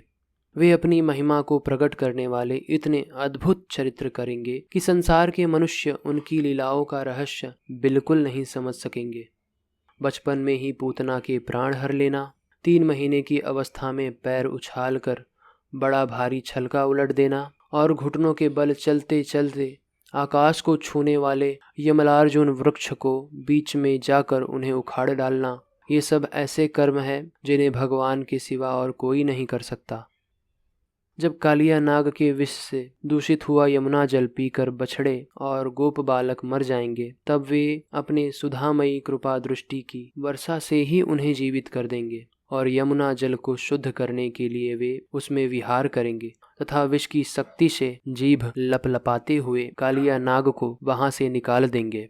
उसी दिन रात को जब सब लोग वहीं यमुना तट पर सो जाएंगे और दावाग्नि से आसपास का मुझ का वन चारों ओर जलने लगेगा, तब बलराम जी के साथ वे प्राण संकट में पड़े हुए ब्रजवासियों को उनकी आंख बंद कराकर उस अग्नि से बचा लेंगे। उनकी यह लीला भी अलौकिक ही होगी। उनकी शक्ति वास्तव में अचिंत्य है। उनकी माता उन्हें बांधने के लिए जो जो रस्सी लाएंगी वह उनके उदर में पूरी नहीं पड़ेगी, 2 अंगुल छोटी ही रह जाएगी तथा जम्भाई लेते समय श्री कृष्ण के मुख में 14 भुवन देखकर पहले तो यशोदा भयभीत हो जाएंगी, परंतु फिर वे संभल जाएंगी। वे नंद बाबा को अजगर के भय से और वरुण के पास से छुड़ाएंगे। मैं दानव का पुत्र व्योमासुर जब गोपाल बाल को पहाड़ की गुफाओं में बंद कर देगा, तब वे उन्हें भी वहां से बचा लाएंगे। गोकुल के लोगों को जो दिन भर तो काम धंधा में व्याकुल रहते हैं और रात को अत्यंत थक कर सो जाते हैं, साधनाहीन होने पर भी वे अपने परम धाम में ले जाएंगे। निष्पाप नारद जब श्री कृष्ण की सलाह से गोप लोग इंद्र का यज्ञ बंद कर देंगे, तब इंद्र व्रजभूमि का नाश करने के लिए चारों ओर मूसलाधार वर्षा करने लगेंगे। उससे उनकी तथा उनके पशुओं की रक्षा करने के लिए भगवान कृपा परवश हो 7 वर्ष की अवस्था में ही 7 दिनों तक गोवर्धन पर्वत को एक ही हाथ में छत्रक पुष्प की तरह खेल खेल में ही धारण किए रहेंगे। वृंदावन में विहार करते हुए रास करने की इच्छा से वे रात के समय जब चंद्रमा की उज्ज्वल चांदनी चारों ओर छिटक रही होगी, अपनी बांसुरी पर मधुर संगति की लंबी तान छेड़ेंगे। उससे प्रेम विवश होकर आई हुई गोपियों को जब कुबेर का सेवक शंखचूर्ण हरण करेगा, तब वे उसका सिर उतार लेंगे।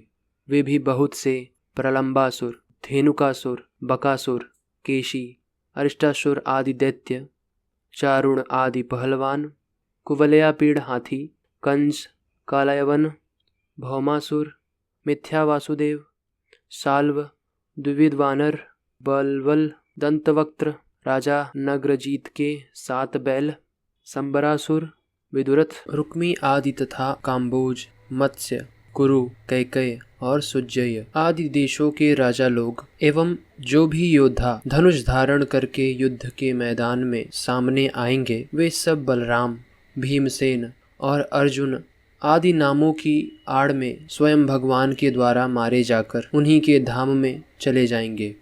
समय के फेर से लोगों की समझ कम हो जाती है, आयु भी कम होने लगती है। उस समय जब भगवान देखते हैं कि अभी ये लोग मेरे तत्व को बतलाने वाली वेद वाणी को समझने में असमर्थ होते जा रहे हैं, तब प्रत्येक कल्प में सत्यवती के गर्भ से व्यास के रूप में प्रकट होकर वे वेद रूपी वृक्ष का विभिन्न शाखाओं के रूप में विभाजन कर देते हैं। देवताओं के शत्रु दैत्य लोग भी वेद मार्ग का सहारा लेकर मैं दानव के बनाए हुए अदृश्य वेग वाले नगरों में रहकर लोगों का सत्यानाश करने लगेंगे। तब भगवान लोगों की बुद्धि में मोह और अत्यंत लोभ उत्पन्न करने वाला वेश धारण करके बुद्ध के रूप में बहुत से उपधर्मों का उपदेश करेंगे। कलयुग के अंत में जब सत्पुरुषों के घर भी भगवान की कथा होने में बाधा पड़ने लगेगी, ब्राह्मण, क्षत्रिय तथा वैश्य पाखंडी और शूद्र राजा हो जाएंगे। यहाँ तक कि कहीं भी स्वाहा, स्वधा और वषटकार की ध्वनि देवता पितरों के यज्ञ श्राद्ध की बात तक नहीं सुनाई पड़ेगी। तब कलयुग का शासन करने के लिए भगवान कल्कि का अवतार ग्रहण करेंगे।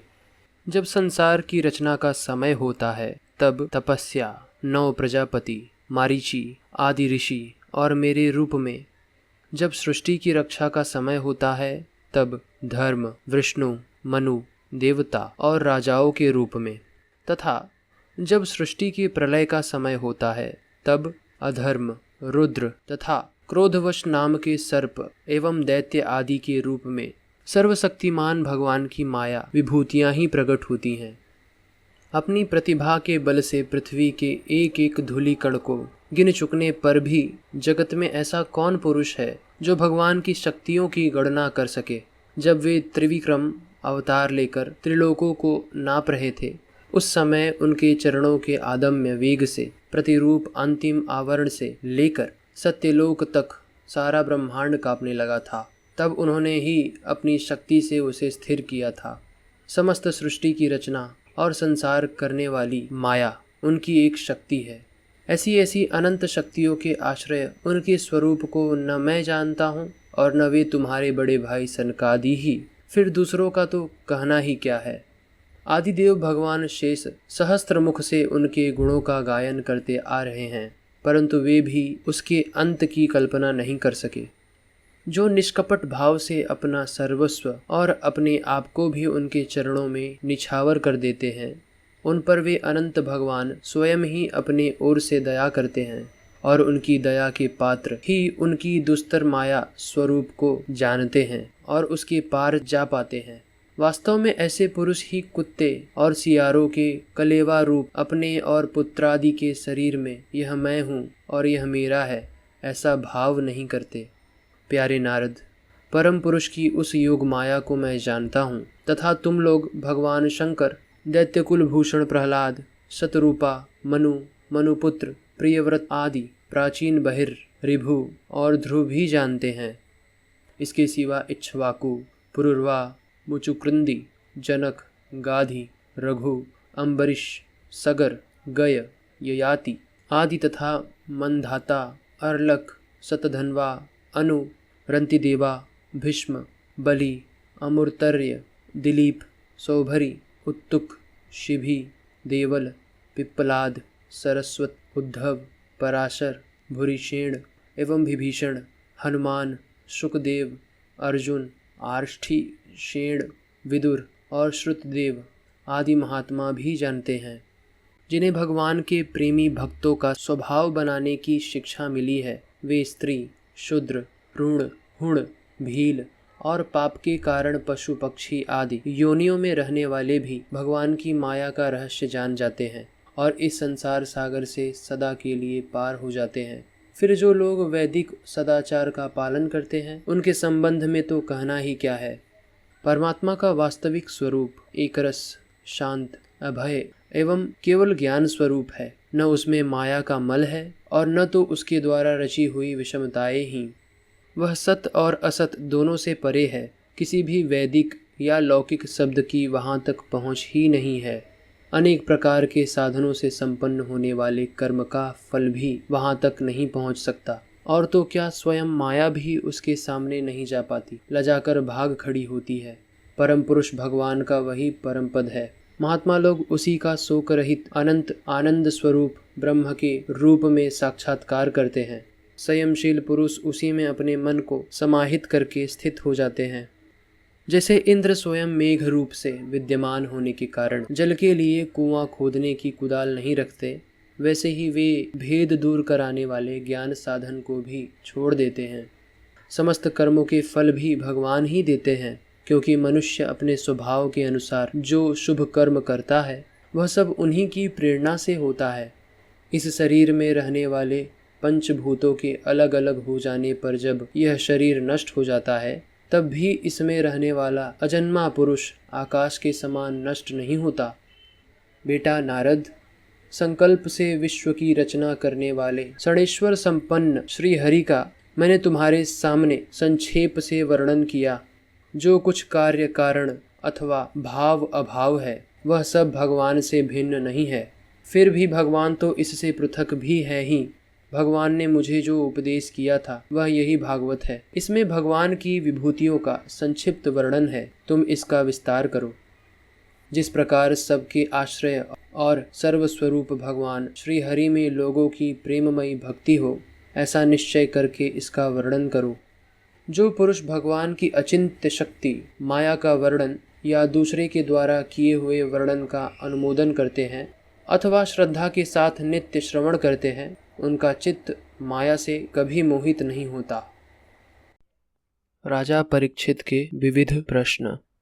राजा परीक्षित ने कहा, भगवन, आप वेदवेत्ताओं में श्रेष्ठ हैं। मैं आपसे यह जानना चाहता हूँ कि जब ब्रह्मा जी ने निर्गुण भगवान के गुणों का वर्णन करने के लिए नारद जी को आदेश दिया, तब उन्होंने किन किन को किस रूप में उपदेश किया?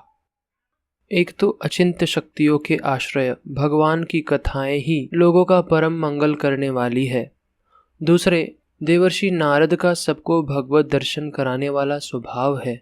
अवश्य ही आप उनकी बातें मुझे सुनाइए।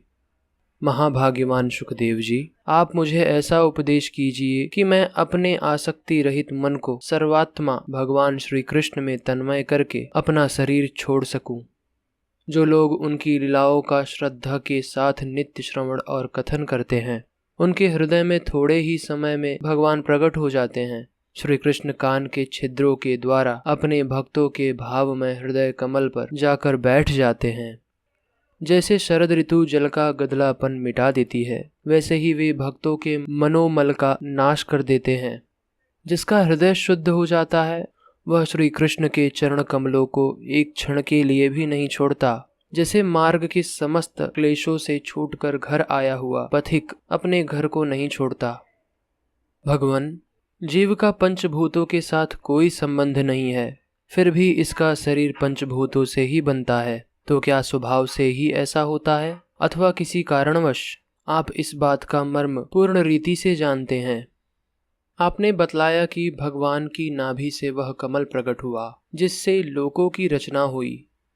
यह जीव अपने सीमित अवयवों से जैसे परछिन्न है, वैसे ही अपने परमात्मा को भी सीमित अवयवों से परछिन्न सा वर्णन किया। यह क्या बात है? जिसकी कृपा से सर्वभूतमय ब्रह्मा जी प्राणियों की सृष्टि करते हैं, जिसके नाभि कमल से पैदा होने पर भी जिनकी कृपा से ही ये उनके रूप का दर्शन कर सके थे, वे संसार की स्थिति, उत्पत्ति और प्रलय के हेतु सर्व अंतर्यामी और माया के स्वामी परम पुरुष परमात्मा अपनी माया का त्याग करके किस रूप में शयन करते हैं? पहले आपने बतलाया था कि विराट पुरुष के अंगों से लोक और लोकपालों की रचना हुई, और फिर यह भी बतलाया कि लोक और लोकपालों के रूप में उनके अंगों की कल्पना हुई। इन दोनों बातों का तात्पर्य क्या है? महाकल्प और उनके अंतर्गत अवान्तर कल्प कितने हैं? भूत, भविष्यत और वर्तमान काल का अनुमान किस प्रकार किया जाता है? क्या स्थूल देहाभिमानी जीवों की आयु भी बधी हुई है? ब्राह्मण श्रेष्ठ, काल की सूक्ष्म गति त्रुटि आदि और स्थूल गति वर्ष आदि किस प्रकार से जानी जाती हैं? विविध कर्मों से जीवों की कितनी और कैसी गतियां होती हैं? देव, मनुष्य आदि योनियां सत्व, रज, तम इन 3 गुणों के फलस्वरूप ही प्राप्त होती है। उनको चाहने वाला जीवों में से कौन कौन किस किस योनि को प्राप्त करने के लिए किस किस प्रकार से कौन कौन कर्म स्वीकार करते हैं? पृथ्वी, पाताल, दिशा, आकाश, ग्रह, नक्षत्र, पर्वत, नदी, समुद्र, द्वीप और उनमें रहने वाले जीवों की उत्पत्ति कैसे होती है? ब्रह्मांड का परिमाण भीतर और बाहर दोनों प्रकार से बतलाइए। साथ ही महापुरुषों के चरित्र, वर्णाश्रम के भेद और उनके धर्म का निरूपण कीजिए। युगों के भेद, उनके परिमाण और उनके अलग अलग धर्म तथा भगवान के विभिन्न अवतारों के परम आश्चर्यमय चरित्र भी बतलाइए। मनुष्यों के साधारण और विशेष धर्म कौन कौन से हैं? विभिन्न व्यवसाय वाले लोगों के, राजर्षियों के और विपत्ति में पड़े हुए लोगों के धर्म का भी उपदेश कीजिए। तत्वों की संख्या कितनी है? उनके स्वरूप और लक्षण क्या हैं? भगवान की आराधना की और आध्यात्म योग की विधि क्या है? योगेश्वरों को क्या क्या ऐश्वर्य प्राप्त होते हैं तथा अंत में उन्हें कौन सी गति मिलती है? योगियों का लिंग शरीर किस प्रकार भंग होता है?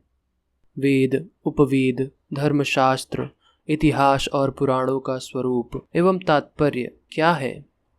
समस्त प्राणियों की उत्पत्ति, स्थिति और प्रलय कैसे होता है?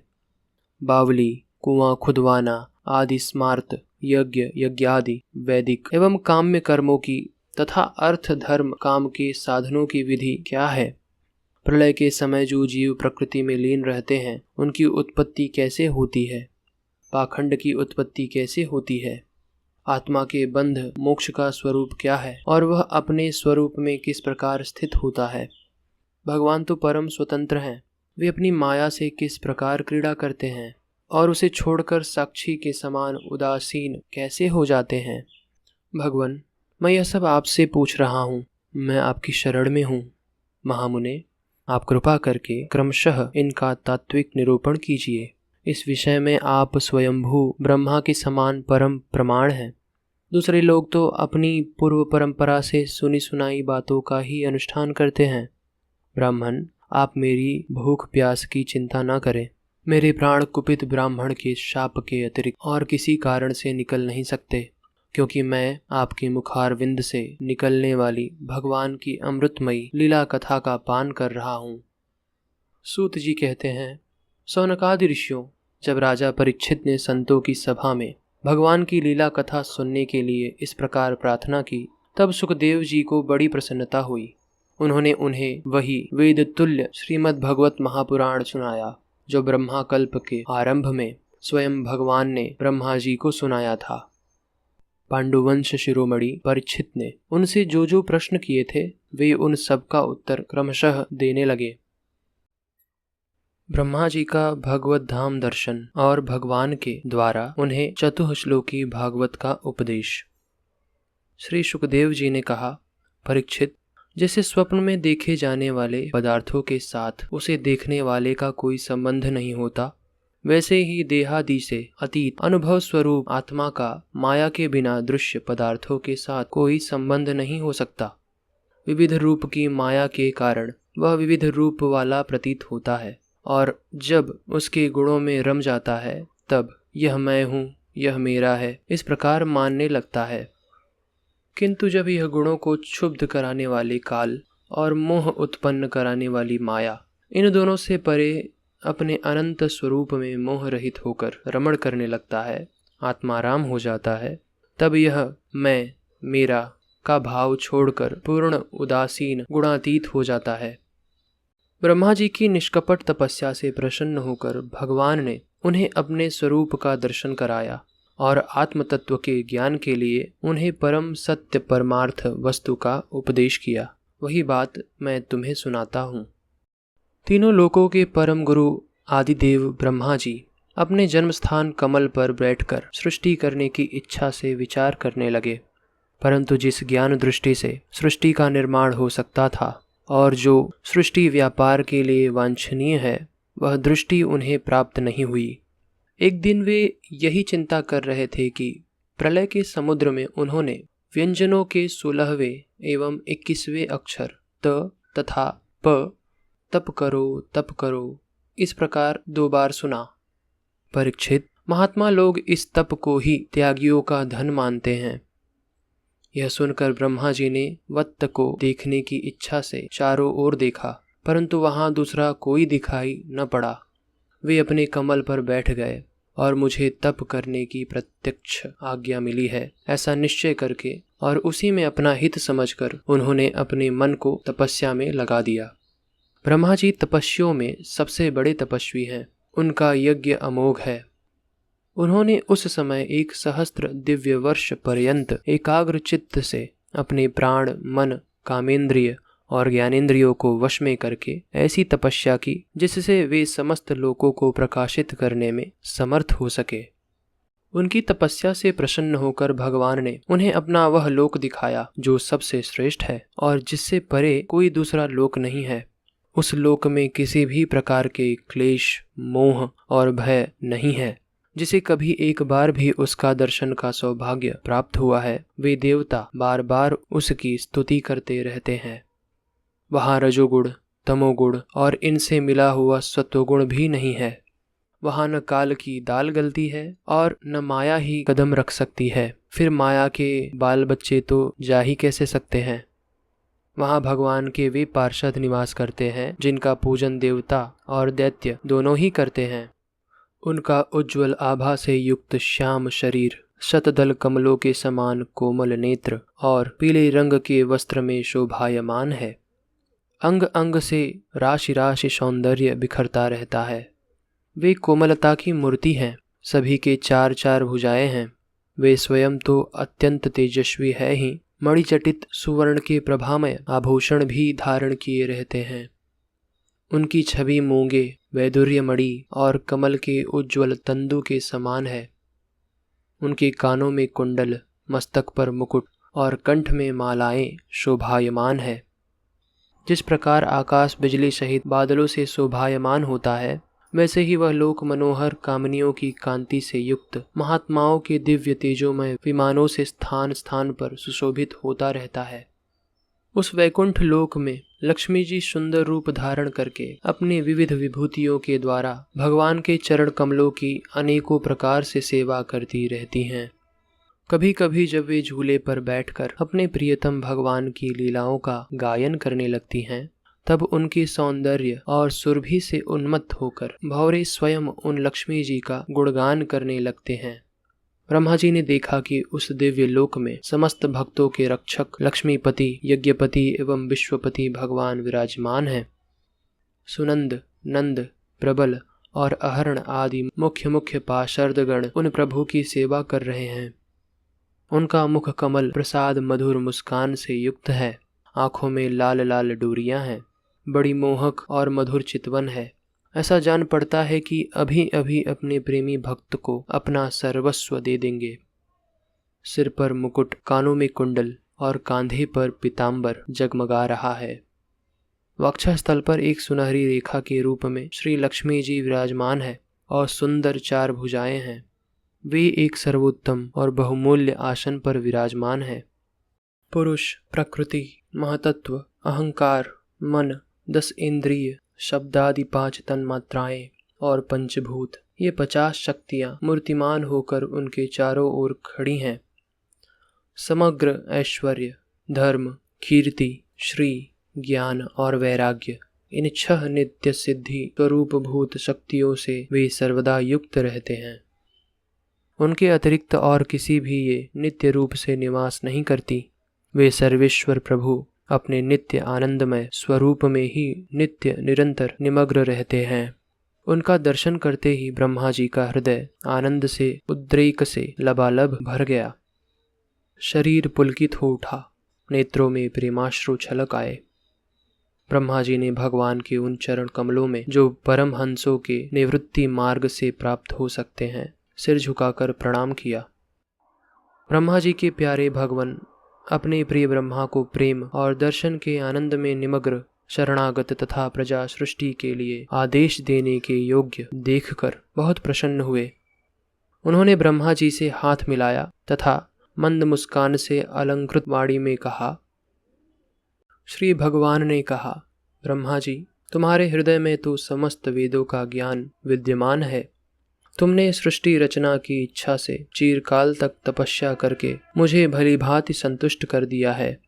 मन में कपट रखकर योग साधन करने वाले मुझे कभी प्रसन्न नहीं कर सकते। तुम्हारा कल्याण हो। तुम्हारी जो अभिलाषा हो वही वर मुझसे मांग लो, क्योंकि मैं मुँह मांगी वस्तु देने में समर्थ हूँ। ब्रह्मा जी, जीव के समस्त कल्याणकारी साधनों का विश्राम पर्यवसान मेरे दर्शन में ही है।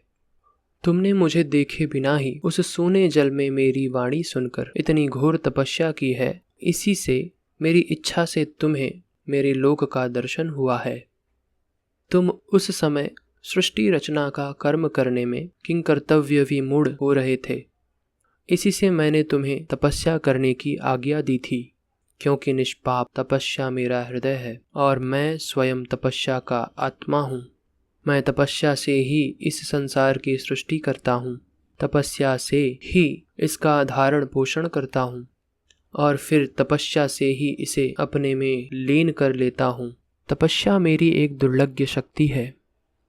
ब्रह्मा जी ने कहा, भगवन, आप समस्त प्राणियों के अंतःकरण में साक्षी रूप से विराजमान रहते हैं।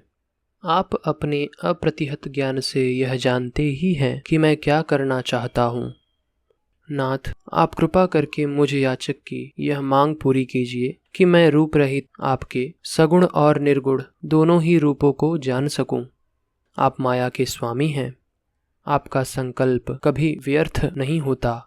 जैसे मकड़ी अपने मुंह से जाला निकालकर उसमें क्रीड़ा करती है और फिर उसे अपने में ही लीन कर लेती है, वैसे ही आप अपनी माया का आश्रय लेकर इस विविध शक्ति संपन्न जगत की उत्पत्ति, पालन और संहार करने के लिए अपने आप को ही अनेक रूपों में बना देते हैं और क्रीड़ा करते हैं। इस प्रकार आप कैसे करते हैं? इस मर्म को मैं जान सकूं, ऐसा ज्ञान आप मुझे दीजिए। आप मुझ पर ऐसी कृपा कीजिए कि मैं सजग रहकर सावधानी से आपकी आज्ञा का पालन कर सकूं और सृष्टि की रचना करते समय भी कर्तापन आदि के अभिमान से बंध न जाऊं।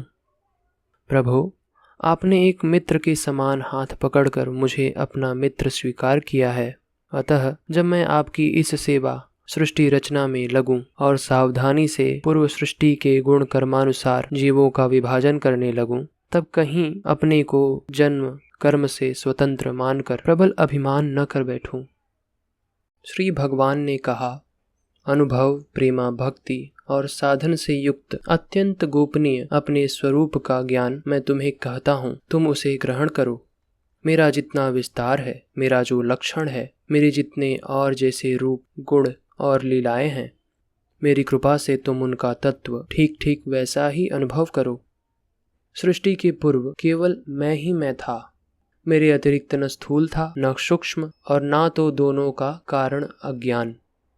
जहाँ यह सृष्टि नहीं है वहाँ मैं ही मैं हूँ, और इस सृष्टि के रूप में जो कुछ प्रतीत हो रहा है वह भी मैं ही हूँ, और जो कुछ बच रहेगा वह भी मैं ही हूँ।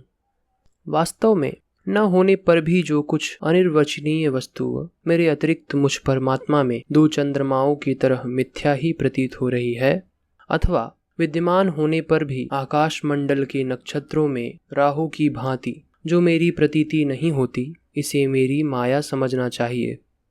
जैसे प्राणियों के पंचभूत रचित छोटे बड़े शरीरों में आकाशादि पंच महाभूत उन शरीरों के कार्य रूप से निर्मित होने के कारण प्रवेश करते भी हैं और पहले से ही उन स्थानों और रूपों में कारण रूप से विद्यमान रहने के कारण प्रवेश नहीं भी करते, वैसे ही उन प्राणियों की शरीर की दृष्टि से मैं उनमें आत्मा के रूप में प्रवेश किए हुए हूँ और आत्मदृष्टि से अपने अतिरिक्त और कोई वस्तु न होने के कारण उनमें प्रविष्ट नहीं भी हूँ।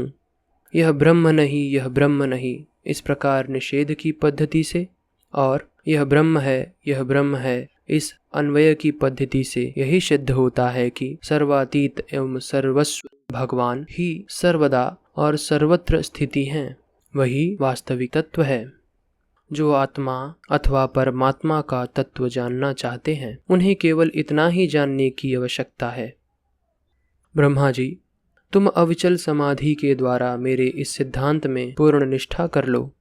इससे तुम्हें कल्प कल्प में विविध प्रकार की सृष्टि रचना करते रहने पर भी कभी मोह नहीं होगा। श्री सुखदेव जी कहते हैं, लोक पितामह ब्रह्मा जी को इस प्रकार उपदेश देकर अजन्मा भगवान ने उनके देखते ही देखते अपने उस रूप को छिपा लिया।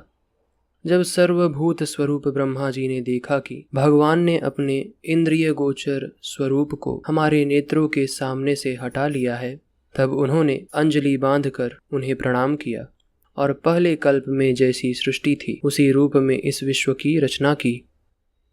एक बार धर्मपति प्रजापति ब्रह्मा जी ने सारी जनता का कल्याण हो अपने इस स्वार्थ की पूर्ति के लिए विधि पूर्वक यम नियम को धारण किया। उस समय उनके पुत्रों में सबसे अधिक प्रिय परम भक्त देवर्षि नारद जी ने मायापति भगवान की माया का तत्व जानने की इच्छा से बड़े संयम, विनय और सौम्यता से अनुगत होकर उनकी सेवा की और उन्होंने सेवा से ब्रह्मा जी को बहुत ही संतुष्ट कर लिया। परीक्षित, जब देवर्षि नारद जी ने देखा कि मेरे लोक पितामह पिता मुझ पर प्रसन्न हैं, तब उन्होंने उनसे यही प्रश्न किया जो तुम मुझसे कर रहे हो। उनके प्रश्न से ब्रह्मा जी और भी प्रसन्न हुए। फिर उन्होंने यह 10 लक्षण वाला भागवत पुराण अपने पुत्र नारद को सुनाया, जिसका स्वयं भगवान ने उन्हें उपदेश किया था। परीक्षित, जिस समय मेरे परम तेजस्वी पिता सरस्वती के तट पर बैठकर परमात्मा के ध्यान में मग्न थे, उस समय देवर्षि नारद जी ने वही भागवत उन्हें सुनाया। तुमने मुझसे जो यह प्रश्न किया है कि विराट पुरुष से इस जगत की उत्पत्ति कैसे हुई, तथा दूसरे भी जो बहुत से प्रश्न किए हैं, उन सब का उत्तर मैं उसी भागवत पुराण के रूप में देता हूँ। भगवान के 10 लक्षण। श्री सुखदेव जी कहते हैं, परीक्षित, इस भागवत पुराण में सर्ग, विसर्ग, स्थान, पोषण, उत्ति, मनवंतर, ईशानुकथा, निरोध, मुक्ति और आश्रय, इन 10 विषयों का वर्णन है। इनमें जो 10वां आश्रय तत्व है उसी का ठीक ठीक निश्चय करने के लिए कहीं श्रुति से, कहीं तात्पर्य से और कहीं दोनों के अनुकूल अनुभव से महात्माओं ने अन्य 9 विषयों का बड़ी सुगम रीति से वर्णन किया है।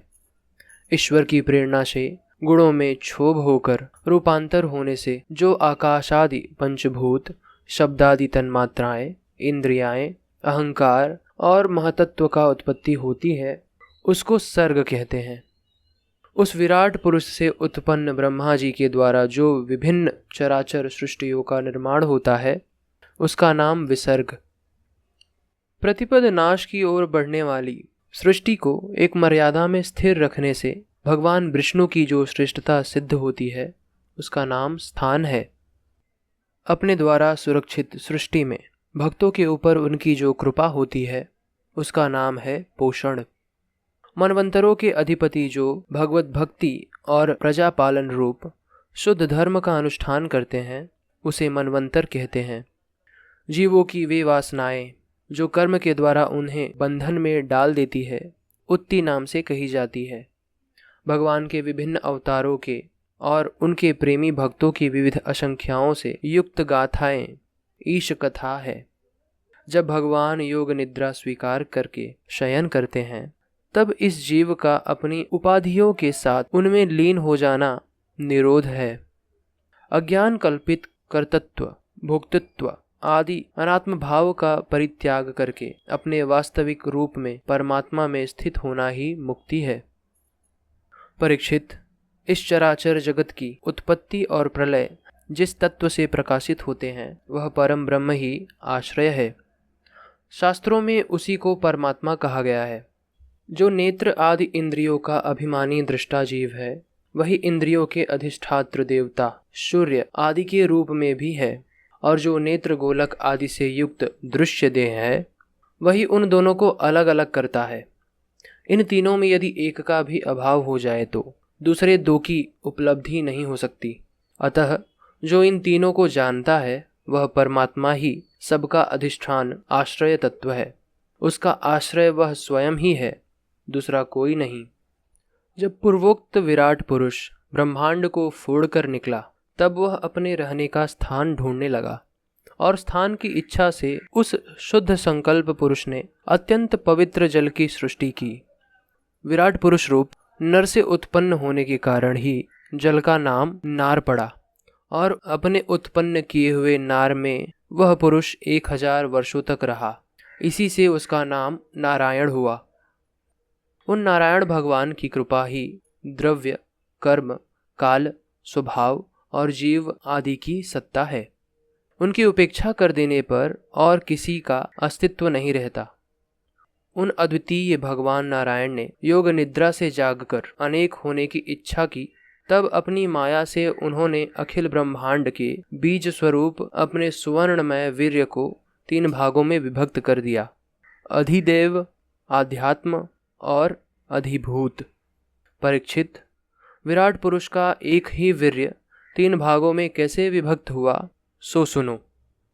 विराट पुरुष के हिलने डोलने पर उनके शरीर में रहने वाले आकाश से इंद्रिय बल, मनोबल और शरीर बल की उत्पत्ति हुई। उनसे इन सब का राजा प्राण उत्पन्न हुआ। जैसे सेवक अपने स्वामी राजा के पीछे पीछे चलते हैं, वैसे ही सबके शरीरों में प्राण के प्रबल रहने पर ही सारी इंद्रियां प्रबल रहती हैं, और जब वह सुस्त पड़ जाता है तब सारी इंद्रियां भी सुस्त हो जाती हैं। जब प्राण जोर से आने जाने लगा, तब विराट पुरुष को भूख प्यास का अनुभव हुआ। खाने पीने की इच्छा करते ही सबसे पहले उनके शरीर में मुख प्रकट हुआ। मुख से तालु और तालु से रसेंद्रिय प्रकट हुई। इसके बाद अनेकों प्रकार के रस उत्पन्न हुए, जिन्हें रसना ग्रहण करती है। जब उनकी इच्छा बोलने की हुई, तब वह वाक इंद्रिय, उसके अधिष्ठात्र देवता अग्नि और उनका विषय बोलना, ये तीनों प्रकट हुए। इसके बाद बहुत दिनों तक उस जल में ही वे रुके रहे। श्वास के वेग से नासिका छिद्र प्रकट हो गए। जब उन्हें सूंघने की इच्छा हुई, तब उन्हीं नाक घ्राणेन्द्रिय आकर बैठ गई, और उसके देवता गंध को फैलाने वाले वायुदेव प्रकट हुए। पहले उनके शरीर में प्रकाश नहीं था। फिर जब उन्हें अपने को तथा दूसरी वस्तुओं को देखने की इच्छा हुई, तब नेत्रों के छिद्र, उनका अधिष्ठाता सूर्य और नेतेंद्रिय प्रकट हो गए। इन्हीं से रूप का ग्रहण होने लगा। जब वेद रूप ऋषि विराट पुरुष को स्तुतियों के द्वारा जगाने लगे, तब उन्हें सुनने की इच्छा हुई। उसी समय कान, उनकी अधिष्ठात्र देवता, दिशाएं और श्रोत्रेंद्रिय प्रकट हुई। इसी से शब्द सुनाई पड़ता है। जब उन्होंने वस्तुओं की कोमलता, कठिनता, हल्कापन, भारीपन, उष्णता और शीतलता आदि जाननी चाहिए, तब उनके शरीर में चर्म प्रकट हुआ। पृथ्वी में से जैसे वृक्ष निकल आते हैं, उसी प्रकार उस चर्म में रोए पैदा हुए, और उसके भीतर बाहर रहने वाले वायु भी प्रकट हो गए। स्पर्श ग्रहण करने वाली त्वचा इंद्रिय भी साथ ही साथ शरीर में चारों ओर लिपट गई, और उससे उन्हें स्पर्श का अनुभव होने लगा। जब उन्हें अनेकों प्रकार के कर्म करने की इच्छा हुई, तब उनके हाथ उगाए। उन हाथों में ग्रहण करने की शक्ति हस्तेंद्रिय तथा उनके अधिदेवता इंद्र प्रकट हुए, और दोनों के आश्रय से होने वाला ग्रहण रूप कर्म भी प्रकट हो गया। जब उन्हें अभिष्ट स्थान पर जाने की इच्छा हुई, तब उनके शरीर में पैर उगाए। चरणों के साथ ही चरण इंद्रिय के अधिष्ठाता रूप में वहां स्वयं यज्ञ पुरुष भगवान विष्णु स्थित हो गए, और उन्हीं में चलना रूप कर्म प्रकट हुआ। मनुष्य इसी चरणेंद्रिय से चलकर यज्ञ सामग्री एकत्र करते हैं। संतान, रति और स्वर्ग भोग की कामना होने पर विराट पुरुष के शरीर में लिंग की उत्पत्ति हुई। उसमें उपस्थेंद्रिय और प्रजापति देवता तथा इन दोनों के आश्रय रहने वाले काम सुख का आविर्भाव हुआ। जब उन्हें मल त्याग की इच्छा हुई, तब गुदा द्वार प्रकट हुए। तत्पश्चात उनमें पायु इंद्रिय और मित्र देवता उत्पन्न हुए। इन्हीं दोनों के द्वारा मल त्याग की क्रिया संपन्न होती है। अपान मार्ग द्वारा एक शरीर से दूसरे शरीर में जाने की इच्छा होने पर नाभि द्वार प्रकट हुआ। उससे अपान और मृत्यु देवता प्रकट हुए। इन दोनों के आश्रय से ही प्राण और अपान का विक्षोह यानी मृत्यु होती है। जब विराट पुरुष को अन्न जल ग्रहण करने की इच्छा हुई, तब कोख, आंतें और नाड़ियां उत्पन्न हुई। साथ ही कुक्षी के देवता समुद्र, नाड़ियों के देवता नदियां एवं तुक्षड़ी और पुष्टि, ये दोनों उनके आश्रित विषय उत्पन्न हुए। जब उन्होंने अपनी माया पर विचार करना चाहा, तब हृदय की उत्पत्ति हुई। उससे मन रूप इंद्रिय और मन से उसका देवता चंद्रमा तथा विषय कामना और संकल्प प्रकट हुआ।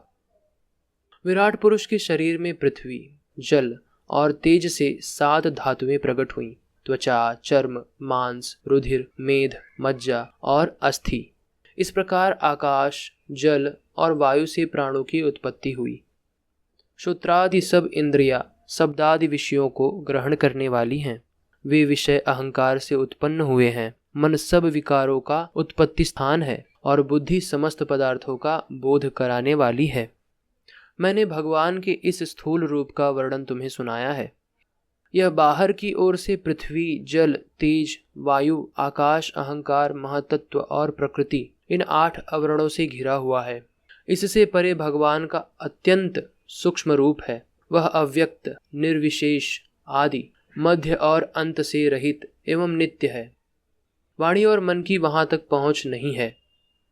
मैंने तुम्हें भगवान के स्थूल और सूक्ष्म, व्यक्त और अव्यक्त जिन 2 रूपों का वर्णन सुनाया है, ये दोनों ही भगवान की माया के द्वारा रचित है। इसलिए विद्वान पुरुष इन दोनों को ही स्वीकार नहीं करते। वास्तव में भगवान निष्क्रिय है। अपनी शक्ति से ही वे सक्रिय बनते हैं। फिर तो वे ब्रह्मा का या विराट रूप धारण करके वाच्य और वाचक, शब्द और उसके अर्थ के रूप में प्रकट होते हैं और अनेकों नाम, रूप तथा क्रियाएं स्वीकार करते हैं।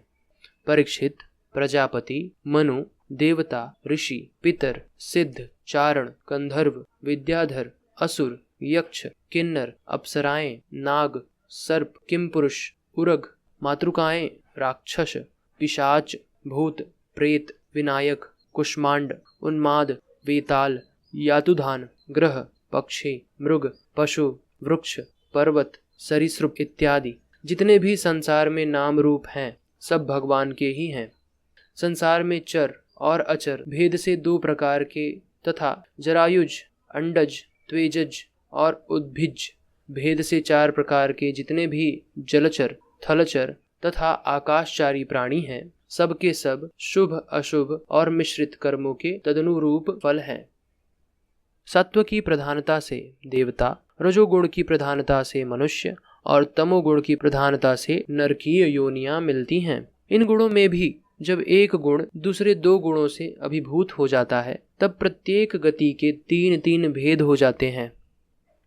वे भगवान जगत के धारण पोषण के लिए धर्ममय विष्णु रूप स्वीकार करके देवता, मनुष्य और पशु पक्षी आदि रूपों में अवतार लेते हैं तथा विश्व का पालन पोषण करते हैं।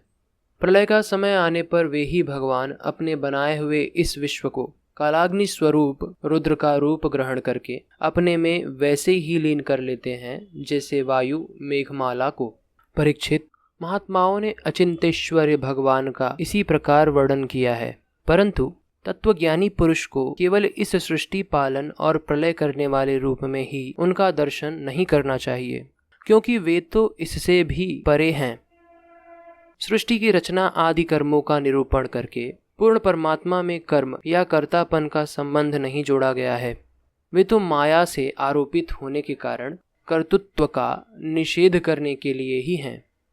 यह मैंने ब्रह्मा जी के महाकल्प का अवान्तर कल्प के साथ वर्णन किया है। सब कल्प में सृष्टि क्रम एक सा ही है। अंतर है तो केवल इतना ही कि महाकल्प के प्रारंभ में प्रकृति से क्रमशः महतत्वादि की उत्पत्ति होती है और कल्पों के प्रारंभ में प्राकृत सृष्टि तो ज्यों की त्यों रहती ही है। चराचर प्राणियों की वैकृत सृष्टि नवीन रूप से होती है। परीक्षित, काल का परिमाण कल्प और उसके अंतर्गत मनवंतरों का वर्णन आगे चलकर करेंगे। अब तुम पाद्य कल्प का वर्णन सावधान होकर सुनो। शौनक जी ने पूछा, सूत जी, आपने हम लोगों से कहा था कि भगवान के परम भक्त विदुर जी ने अपने अति दुर्जय कुटुंबियों को भी छोड़कर पृथ्वी के विभिन्न तीर्थों में विचरण किया था। उस यात्रा में मैत्रेय ऋषि के साथ आध्यात्म के संबंध में उनकी बातचीत कहाँ हुई थी? मैत्रेय जी ने उनके प्रश्न करने पर किस तत्व का उपदेश किया? सूत जी, आपका स्वभाव बड़ा सौम्य है। आप विदुर जी का वह चरित्र हमें सुनाइए। उन्होंने अपने भाई बंधुओं को क्यों छोड़ा और फिर उनके पास क्यों लौट आए? सूत जी ने कहा, सौनकादि ऋषियों, राजा परीक्षित ने भी यही बात पूछी थी। उनके प्रश्न के उत्तर में श्री सुखदेव जी महाराज ने जो कुछ कहा था वही मैं आप लोगों से कहता हूँ। सावधान होकर सुनिए। इति श्रीमद्भगवते महापुराणे वैयाशिक्याम् अष्टादश सहस्रायां परमहंस्यायां संहितायां द्वितीयस्कन्धे पुरुषसंस्थानुवर्णनं नाम 10मोऽध्यायः।